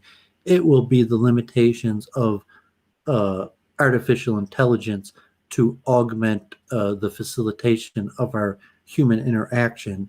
And so your understanding of the multiple truth hypothesis and truth discovery likely will have implication on your life, because it appears that the direction of humanity is turning very quickly to the increased importance of the machine in facilitating human interaction. Yeah, even my theory says that the universe is a quantum computer, and that's a fact. That's why Wolfram. I mean, it's probably why Wolfram has come into this particular formalism, because like his graphs remind me literally of like the tracing out of the Wolfram was relief of working on quantum computers with Richard Feynman before anyone else had even heard of it, so to say, in his book. So I'm saying he never actually did anything useful in the development of that, but no, I mean, Wolfram is one of the pioneers of quantum computing. Yeah. I mean, Wolfram is to some aspect, you're one of the living disciples of Richard Feynman. Interesting. He's not just a nobody. I'm saying Wolfram was a I'm not child saying he genius who had like a PhD in mathematics, I think, as a teenager, and literally, studied and worked with Richard Feynman, and produced useful mathematics for these people, and became a millionaire through designing computer software that solved computation that no one else knew how to do, and that's why Wolfram's a millionaire. That he understood computation to a good enough way that he programmed computers to compute better than anyone else knew what to compute, that people pay him large sums of money. And he has enough to have free access to give freebies to larger humanity, where any person could go to Wolfram Alpha and type in up to differential equations or complicated stuff, and he'll just compute it for you. Yeah, so it's interesting to see how it converges in a way, because like those diagrams, they do look like relief diagrams of quantum waveforms to me, and I mean, in some sense, they must be, because if it's a predictive model for a physical system, it has to conform to laws of physics, no matter how you model it.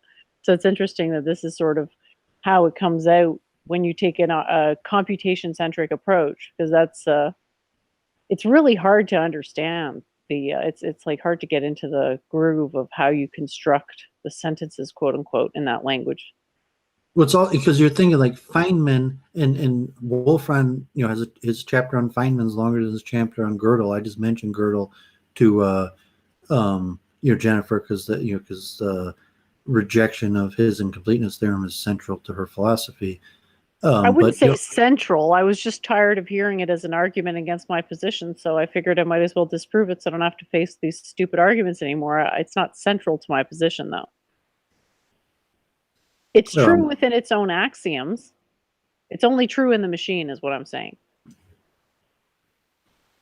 But Feynman, like I think he has even a book, The Joy of Figuring Things Out. But like Wolfram notes also, like all people who wrote about him, that really just enjoyed figuring things out and understanding how things work. But the question, what does it mean to figure something out, and what does it mean to know how it works, is kind of like, what's the question? What is truth? And from physics or mathematics, it's a question of, I understand it because I've reduced it to a series of differential equations in a vector field, and know that it's going to interact in this manner, or some sort of computation. I figured it out because I figured out what its essential attributes are and what changes about it and how to compute those changes. Or so it's actually quite complicated to look at, from a truth perspective of the philosophy of science. What exactly are we doing? What's the value added level, and what are we actually describing? And if it's physics, that's mathematically computable, where you have this object that has these defining characteristics like place, position, mass, so on, that plug into equations that are going to determine not different characteristics, but the same characteristics at a future period of time, where it might have a different place, position, velocity, mass, or whatever at a different period of time. And the computation is what tells you that. Or if you're going to say there's some general truth to understanding how greater reality works, and that general truth could be described in some sort of mathematical, logical language. And if you have something like Gödel's incompleteness theorem, to what extent does that mean? Does that mean that mathematical and logical language is just not absolute, or does that mean that it's like JF nihilism and it's all preference? Even mathematics and science is just preference. I think it just comes back to this idea that logic is a language, and then you got to answer the question, well, what is a language? And then I think you eventually get to the conclusion that there is this thing that exists, and there's information we can draw from that thing that exists, and some of the information is redundant and some of it isn't. And if we can get it all out without being redundant, and we can get like a unified field model type, we can approach a unified field model.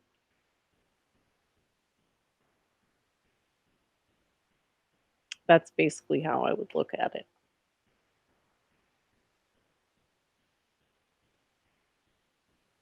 Hello?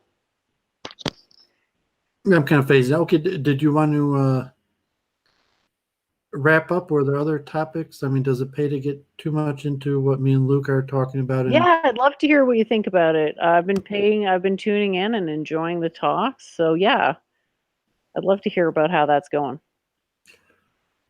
Okay, yeah, I mean, so, I was saying, Luke was just sending me the invite and I was taking it, and largely, I want to talk about Torah. And when, I say Torah, that, that means, Luke is an Orthodox Jew, that means, studying some sort of textual Jewish scripture in a serious manner. That means, coming closer to God or being a better Jew, with an expression of, saying, okay, me and Luke are Orthodox Jews, and studying Torah has a religious significant level. So we've been working with it, and Luke is okay, he's unclear what he's doing, where he's moving with his streaming. So don't worry too much about how the streaming's working out. So, generally, I haven't been following his streams. He his transitions, it's unclear. He could just be he streams for hours every night, and there is no real logical transition between, what's happening before I come on and when I come on. So I've been trying to get Luke to at least be consistent when I'm on. We're just going to talk a subject Torah related, and I'm not going to bother too much with his audience or what other stuff he's doing.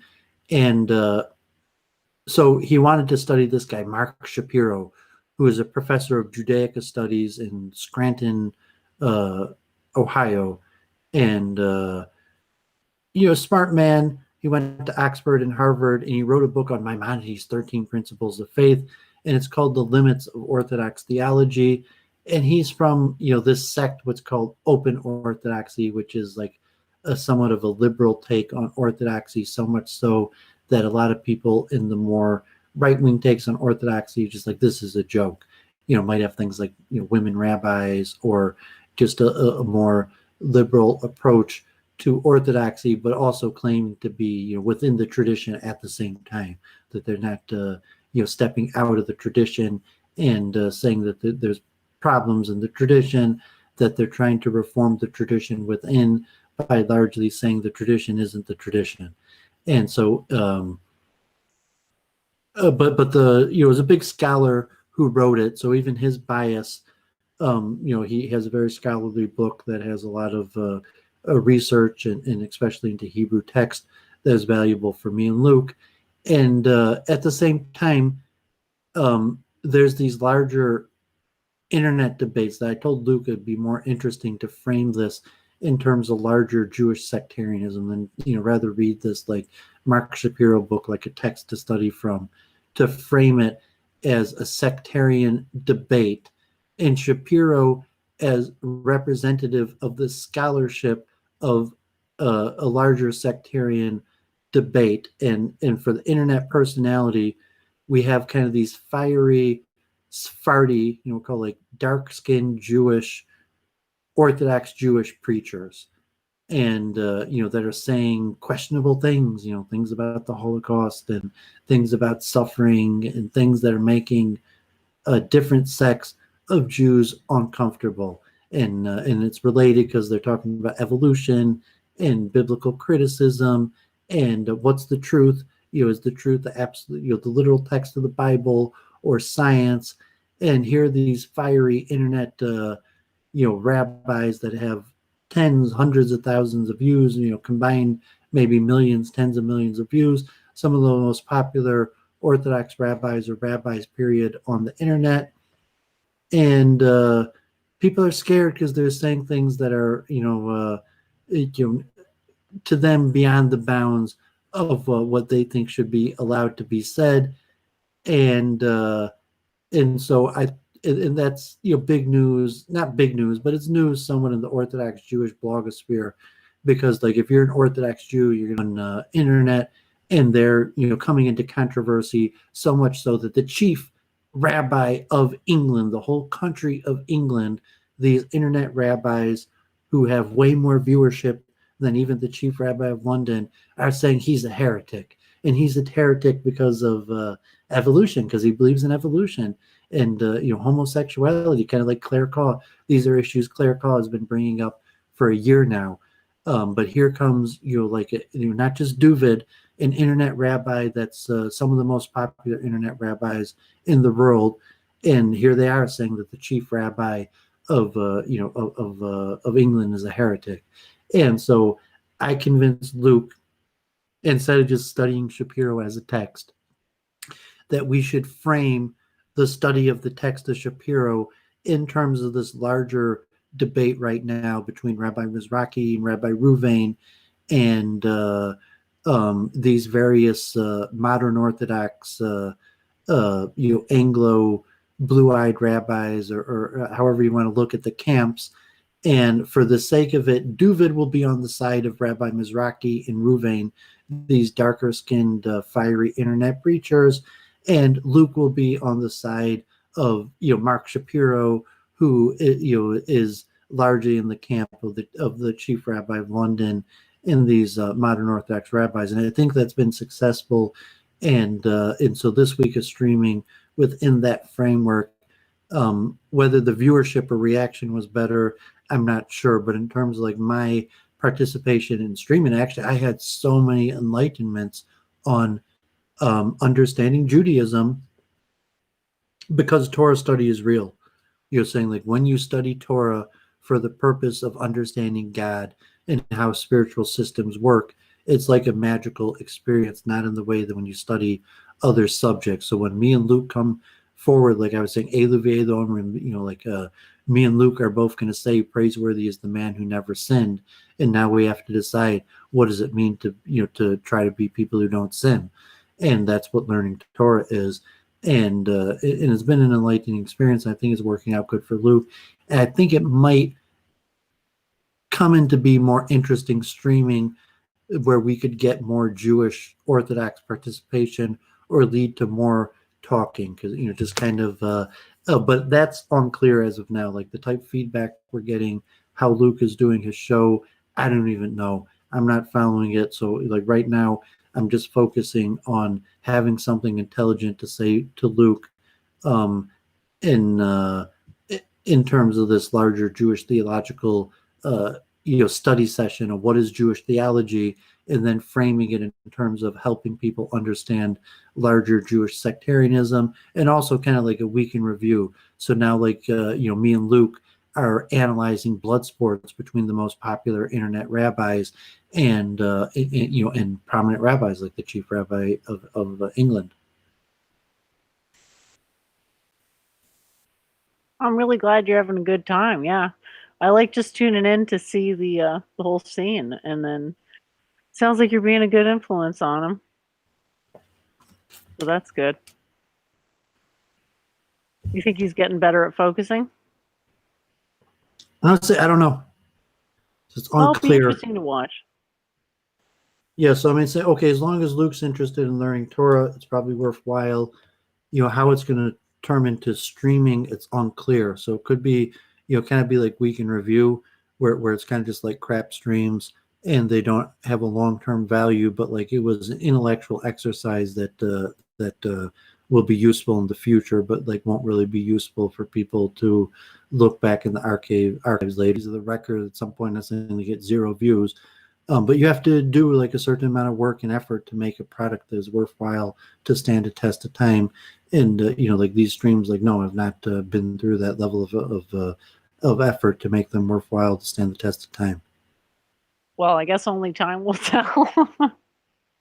Yeah, and the fact that you can't even say that without laughing, you said like the time will tell that might get a handful of views like over the next year, but like no, like it may be somehow, God forbid it probably be something bad, but like somehow like one person who really gets into either me or your ideas would go back and start watching these from the beginning, or even like Jordan Peterson or something like that. If like either me or you became like Jordan Peterson big, like yeah, maybe tens of thousands of people would go back and watch all of these. But like yeah, you'd have to get like Jordan Peterson big, and then like yes, it could be then that like tens of thousands of people would go back and watch all 66 of these.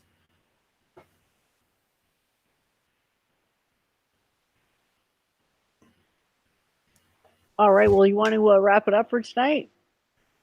Yeah, okay, I think Aiken, but yeah, Weekend Review is not an Ask the Rabbi, and Shekina, like join my Discord or saying like you could just Google that.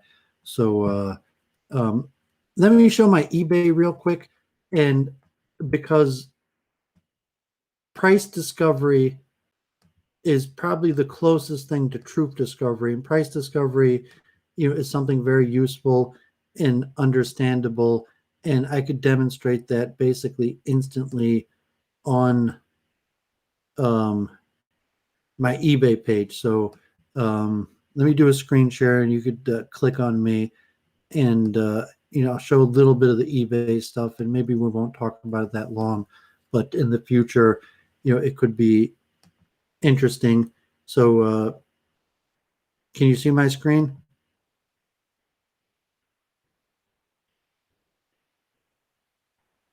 Yeah, I'm just bringing it out to full screen here. Oh, because I just logged on. I got an offer right now for the Beatles, and he's offering me $2. And nope, I'm gonna counter offer him $2.5. And so this I just logged on and I saw I had an offer, but like I'm actually going to show you something more valuable. Like, but so I have the Best of the Western Tradition up for sale, and one of the best of the Western traditions, the Beatles. We were just talking about the Chief Rabbi of England, but obviously the Beatles, one of the most famous music bands ever, indicative of the best of the West. So here I have Duran Duran, also somewhat indicative of best of the West.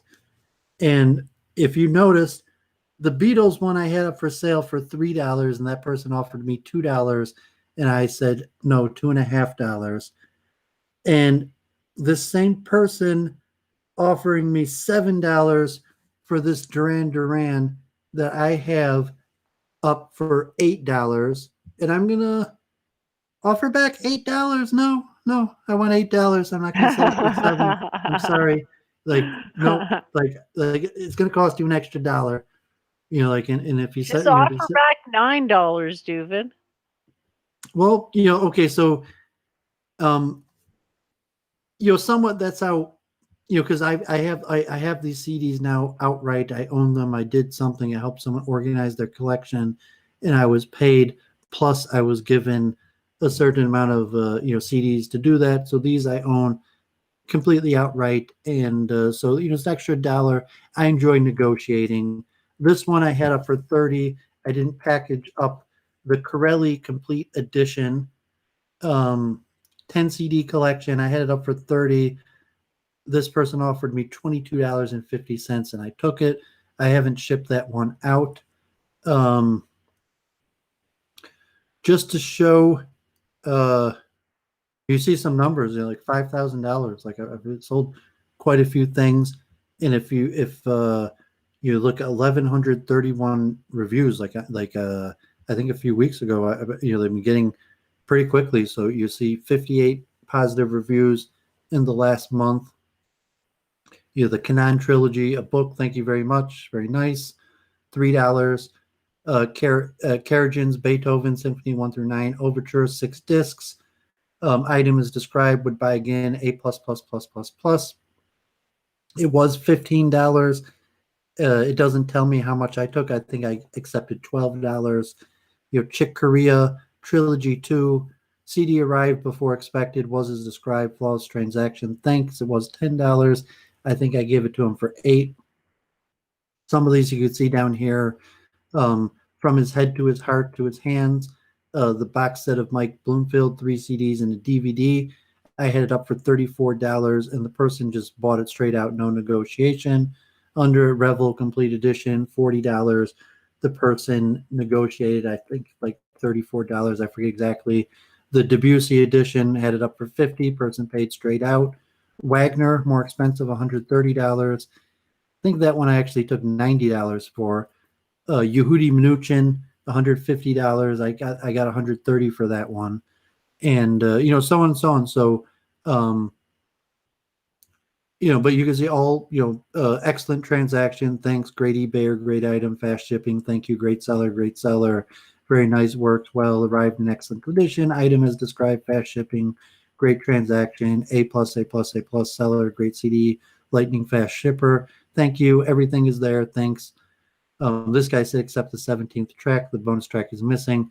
I actually gave him $1 back. He still gave me a positive review. And I think he was incorrect that the edition I had wasn't supposed to have the 17th track, but I still gave him $1 back. But I have a stack of CDs behind me, and I'm going to try to sell them, and I'm going to try to get as much money as I can for them. How do you know what a CD is worth?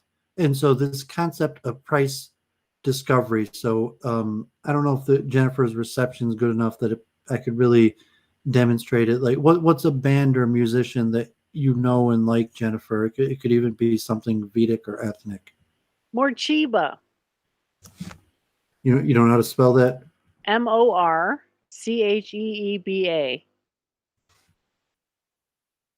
Okay, so here's Morcheeba. Parts of the process, the best of Morcheeba CD, $6.72 free shipping. Let's look at this highest price. Morcheeba. Enjoy the Ride Deep Dive Mega Rare 12-inch picture disc single LP, $280. Morcheeba Original Vinyl LP, Who Can You Trust, 1996, $225.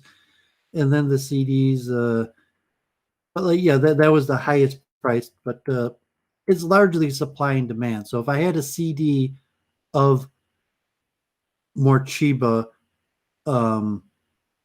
I would look it up, and I would go on Amazon also in a few different web pages. And Amazon usually gives you a list. You could just go to, so if I did Morcheeba, I use eBay, but Amazon will probably, for the price discovery, will probably be easier. And I'll search Morcheeba in CDs and vinyl. And, I'm not so familiar with the artist Morcheeba, but it looks like they have a lot. Morcheeba has like almost 50 albums. And a whole bunch of titles, and here's one, Big Calm by Morcheeba, and they're actually quite expensive. I think I have some. I'm probably going to have some Morcheeba for sale, actually. That I'm not really personally familiar with Morcheeba, but I believe that I'm going to have some Morcheeba being put up for sale. But you see Morcheeba here. This Big Calm is $22, which is rather expensive, and that's a sign of supply and demand, which means relatively there's more demand than supply. And so, Morcheeba here, Blaze Away, $10. Majority of the CDs, like the Beatles I'm selling, I had up for $3, and the guy wanted to give me $2 for, because the Beatles, there's probably so much supply that they printed out millions and millions of copies of it, that on the internet, when you try to come to sell a Beatles album, a lot of them are worth less because there's so many. So Morcheeba is relatively worth a little bit more. So if you just had a stack of CDs, so let me go back here to my eBay, and we'll see my account. And right now, I also was talking about the 80-20 rule. So right now I have 378 items up for sale, and I'm going to put it from the price highest to lowest.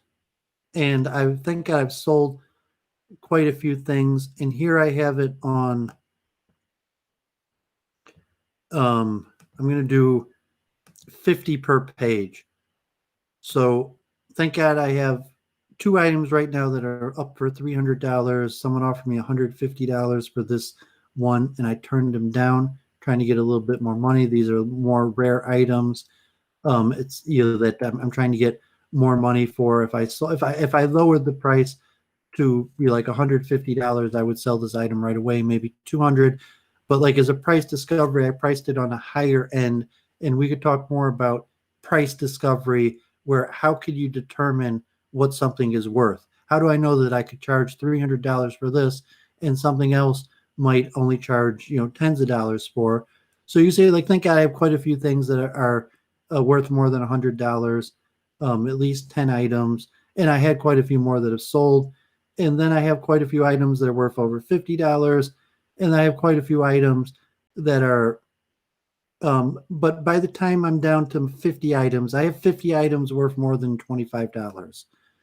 And then the next 50 items are still over $10. So there are quite a few at $10. And now at 150 items, I'm down to $5. I don't have anything priced less than $2. And then, slowly down at 200 items, I'm still over $5. So I have like over 100 items that are worth $5. But, by the time you get to the end, I have, one thing at $1.50, a few things at $2.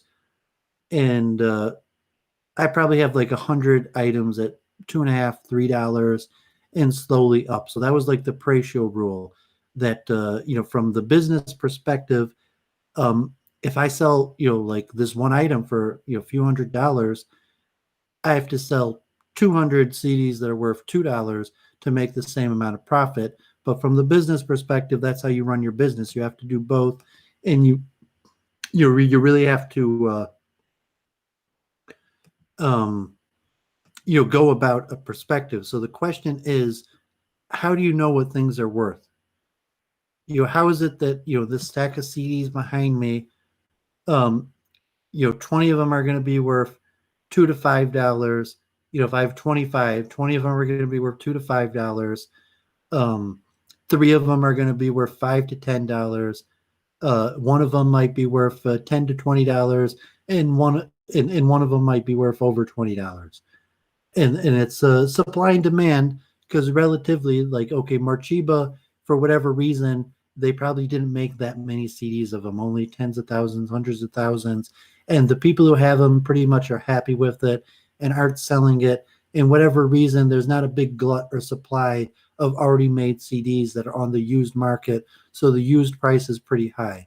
Even if the Beatles people have and are pretty satisfied with it, they just made so many of them that they're all over the place. And so it's all supply and demand. That the laws of economics, prices are determined by supply and demand. However, Doooovid could just research what's the going price. And usually what I do is I go onto Amazon, and because Amazon's a bigger seller than eBay, although I prefer eBay as a seller to Amazon.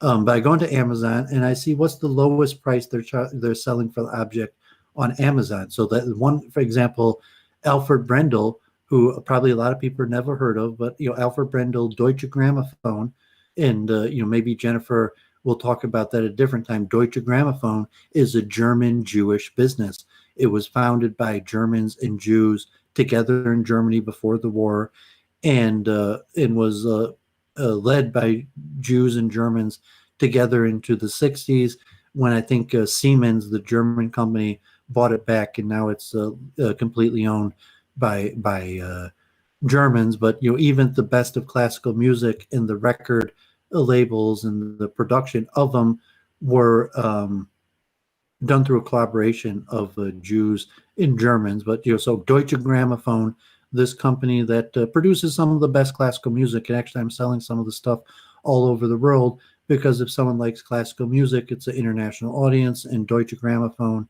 is an internationally recognized record label that produces some of the best labels. So Alfred Brendel, famous composer, his complete RCA collection, RCA, Sony, high level brand, good recordings, is out of print. They probably only made a few thousand of these total.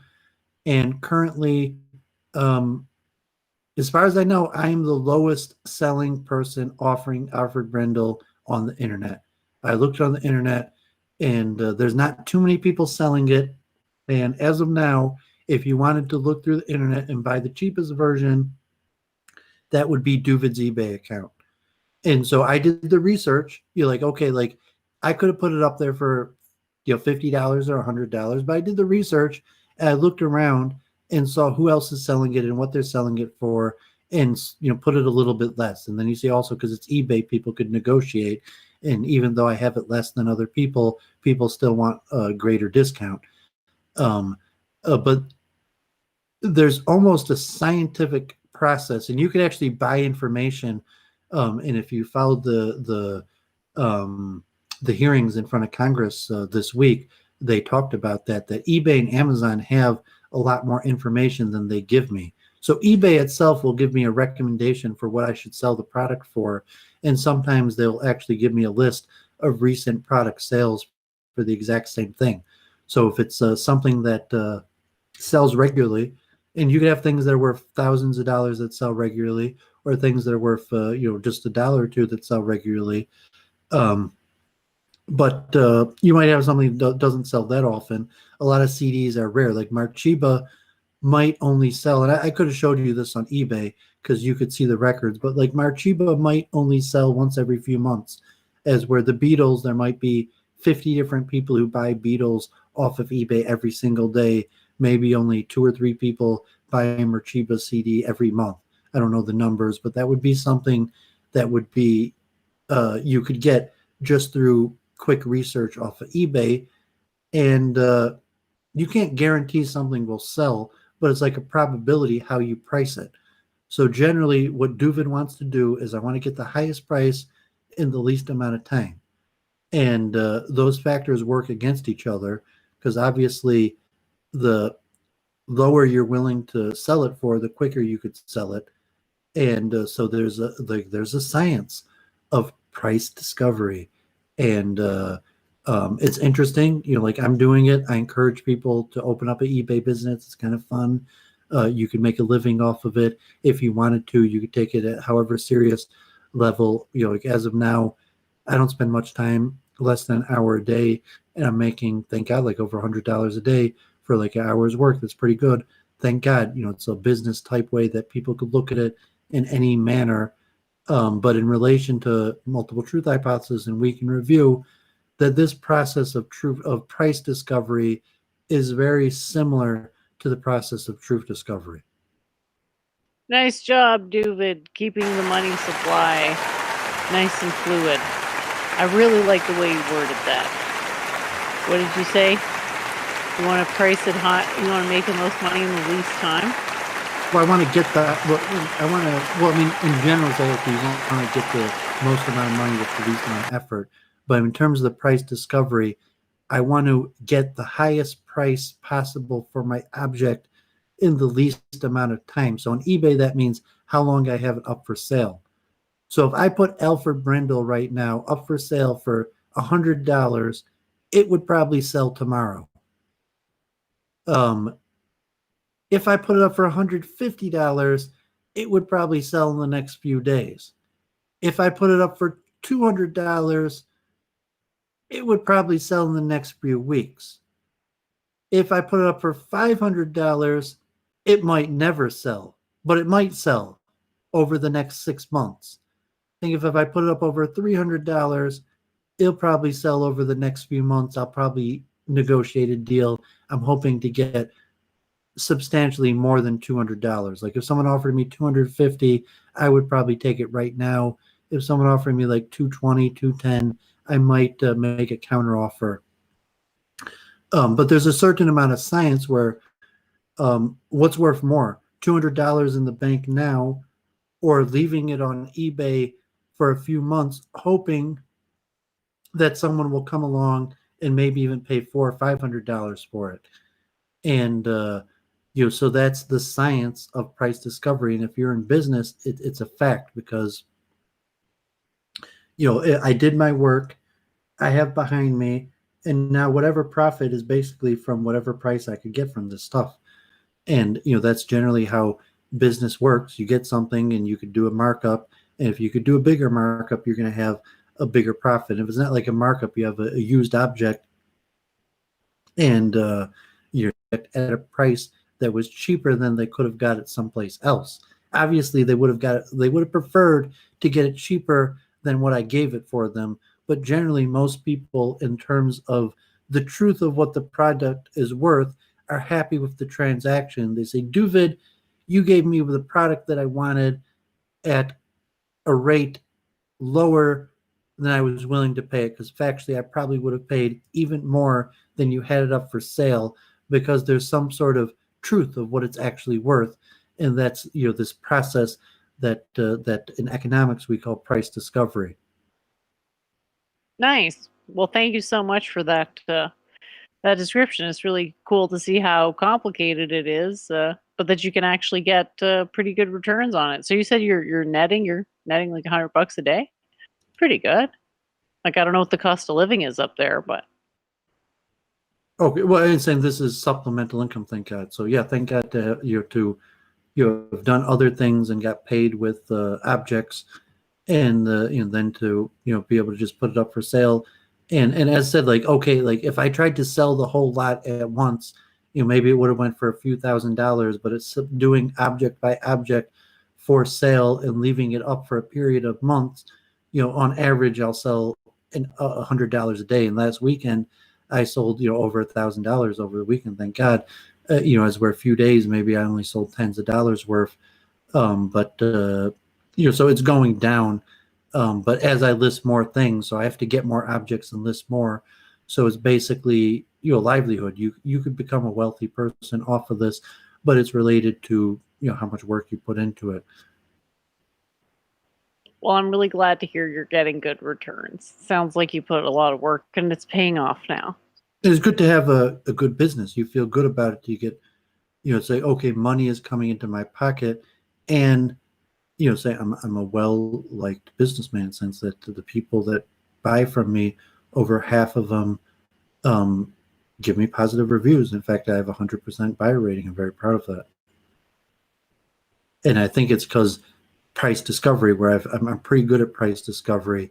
I'm pretty good at pricing my objects in a place that's relatively fair and below what most other people are selling them. If you're really good with the internet, you might be able to find it cheaper than I have it. But in the range, like, I'm slightly below market average. So your average person that gets from me is going to know that they got like a little bit of a deal, a little bit better than market average. Brooke wants to know what day you tend to sell the most. It's actually usually Sunday night, statistically, although I haven't had that many sales, for Sunday night. I have to put more items up. I was busy today. I have a lot more items I have to enter. And actually, that Nick, I don't know if he was in the chat, I was going to send him directly some items that I pre-listed. Oh, he is here, Nick. So so I sent him pictures of my CDs before I listed them. So in terms of the eBay, like, I set aside and might deal with directly, and I'll just but I still have quite a bit of stuff to list, and so I maybe I don't have anything this Sunday night for sale that I didn't have last week, or just a handful more. So I might not have that good of sales. And I also don't have that much more expensive, like the more expensive items, I already listed the majority. So now I'll have hundreds and thousands of more CDs. But the CDs that I had that were worth hundreds of dollars in one shot, the majority of those, I have a few more coming, but the majority of those I've already listed. But saying of the CDs, if I have 1,000 more CDs, half of those will be worth $3 or less. But probably 50 of them will be worth $20 more, and so on and so on.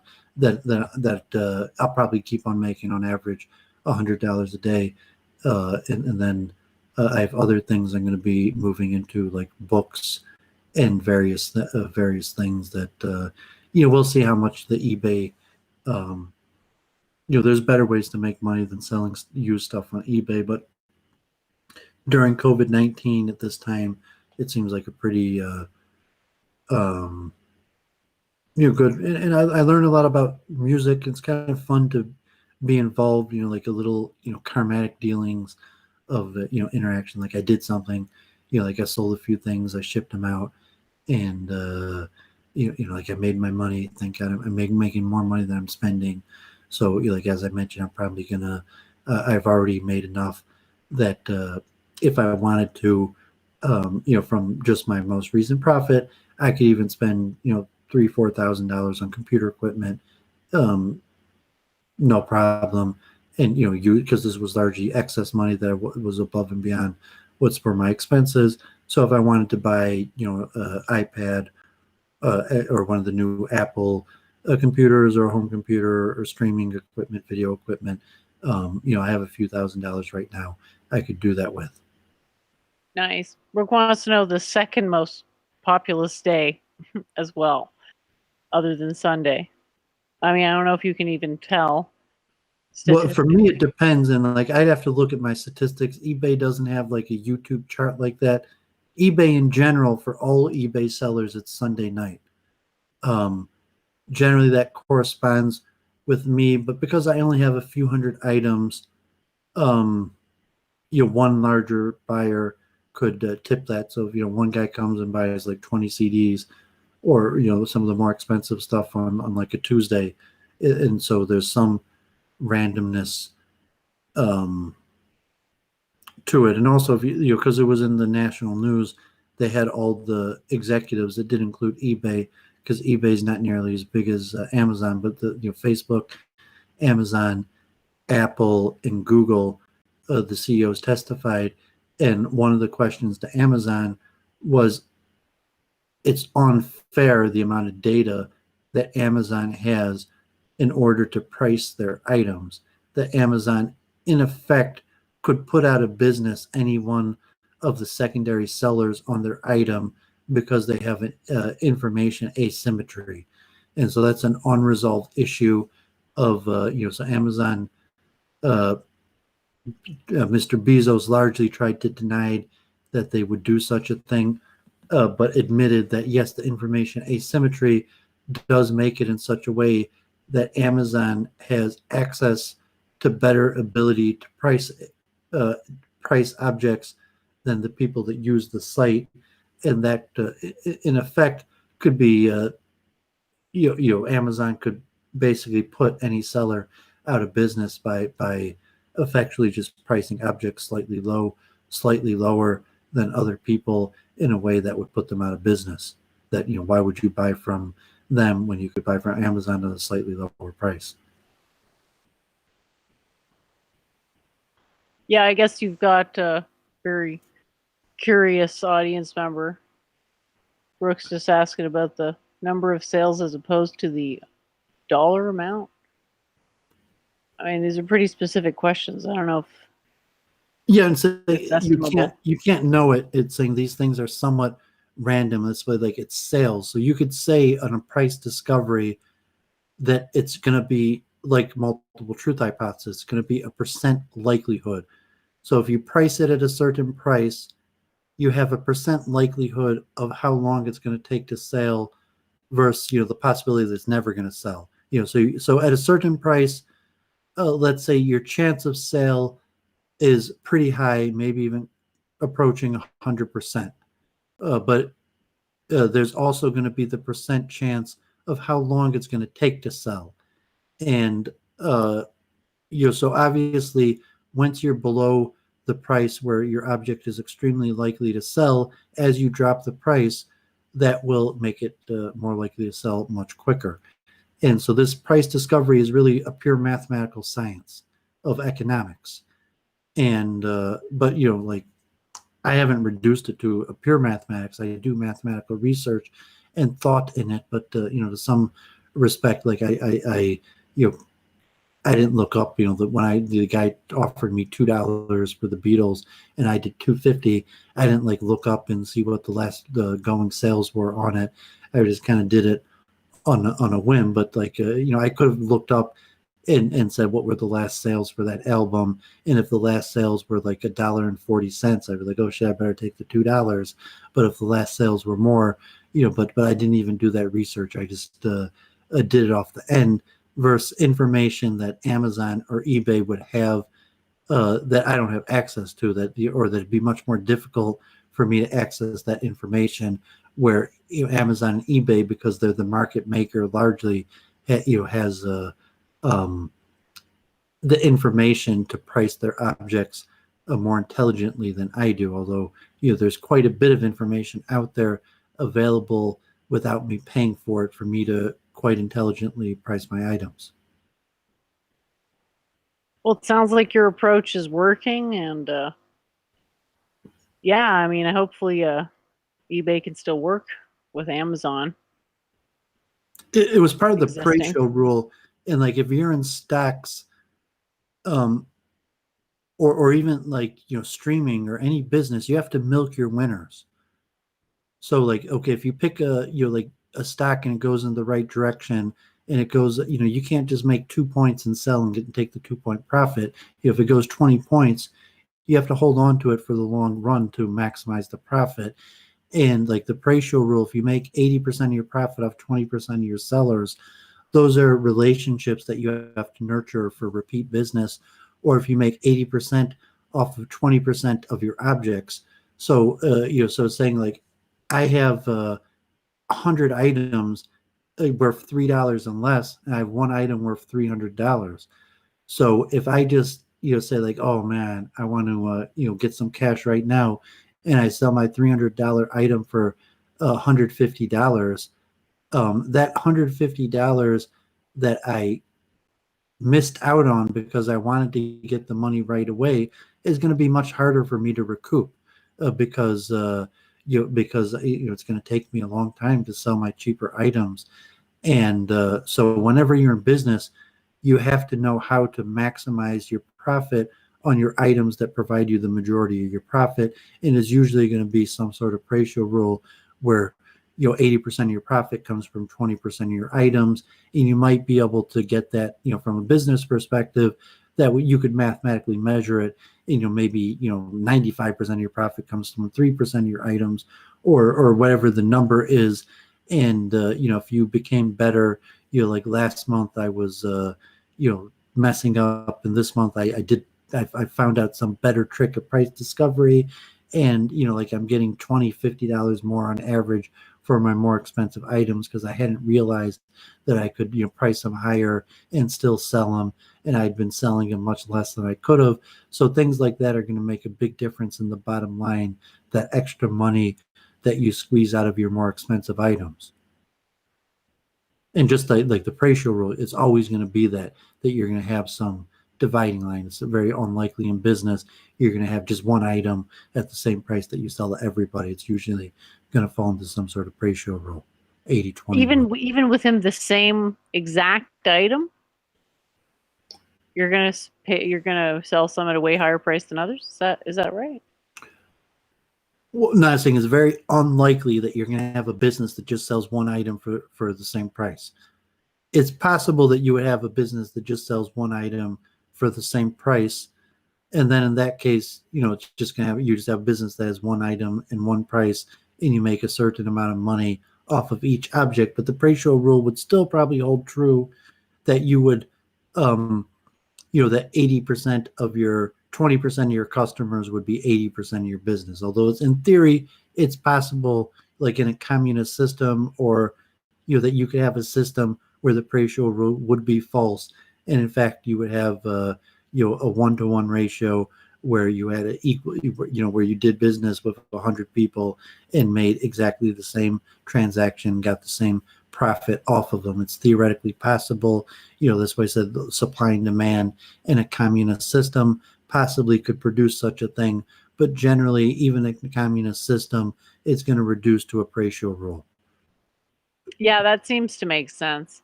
I mean, so in the communist system, even in theory, where it's supposed to be a 1-to-1 equal distribution, generally you're going to have bureaucrats and in the problems in distribution, where anyways 20% of people are going to get 80% of the resources, even though it was intended for there to be a one-to-one. Well, that's a very interesting theory. I But keep it's wondering if the it could be. laws of economics. So you could have a system of economic distribution like communism, but it has to conform to the greater law of supply and demand. So the greater law of supply and demand, say communism will affect supply and demand, but supply and demand is such a fundamental principle that even in communism, you'll have things like the price shield because human nature, or so to say, the fundamental law of supply and demand will trump the system implementation effect of trying to enforce a one-to-one ratio. I like that. Definitely one to mull over. I think that's a good place to wrap it up for today. Thanks everyone for tuning in. It's been great. Really thought the chat was quite positive today. Doovid, did you have any final words? Yeah, good show. Like this one went longer, and hopefully, I think it went pretty good in terms of the guests, Libra and Howie and Ethos.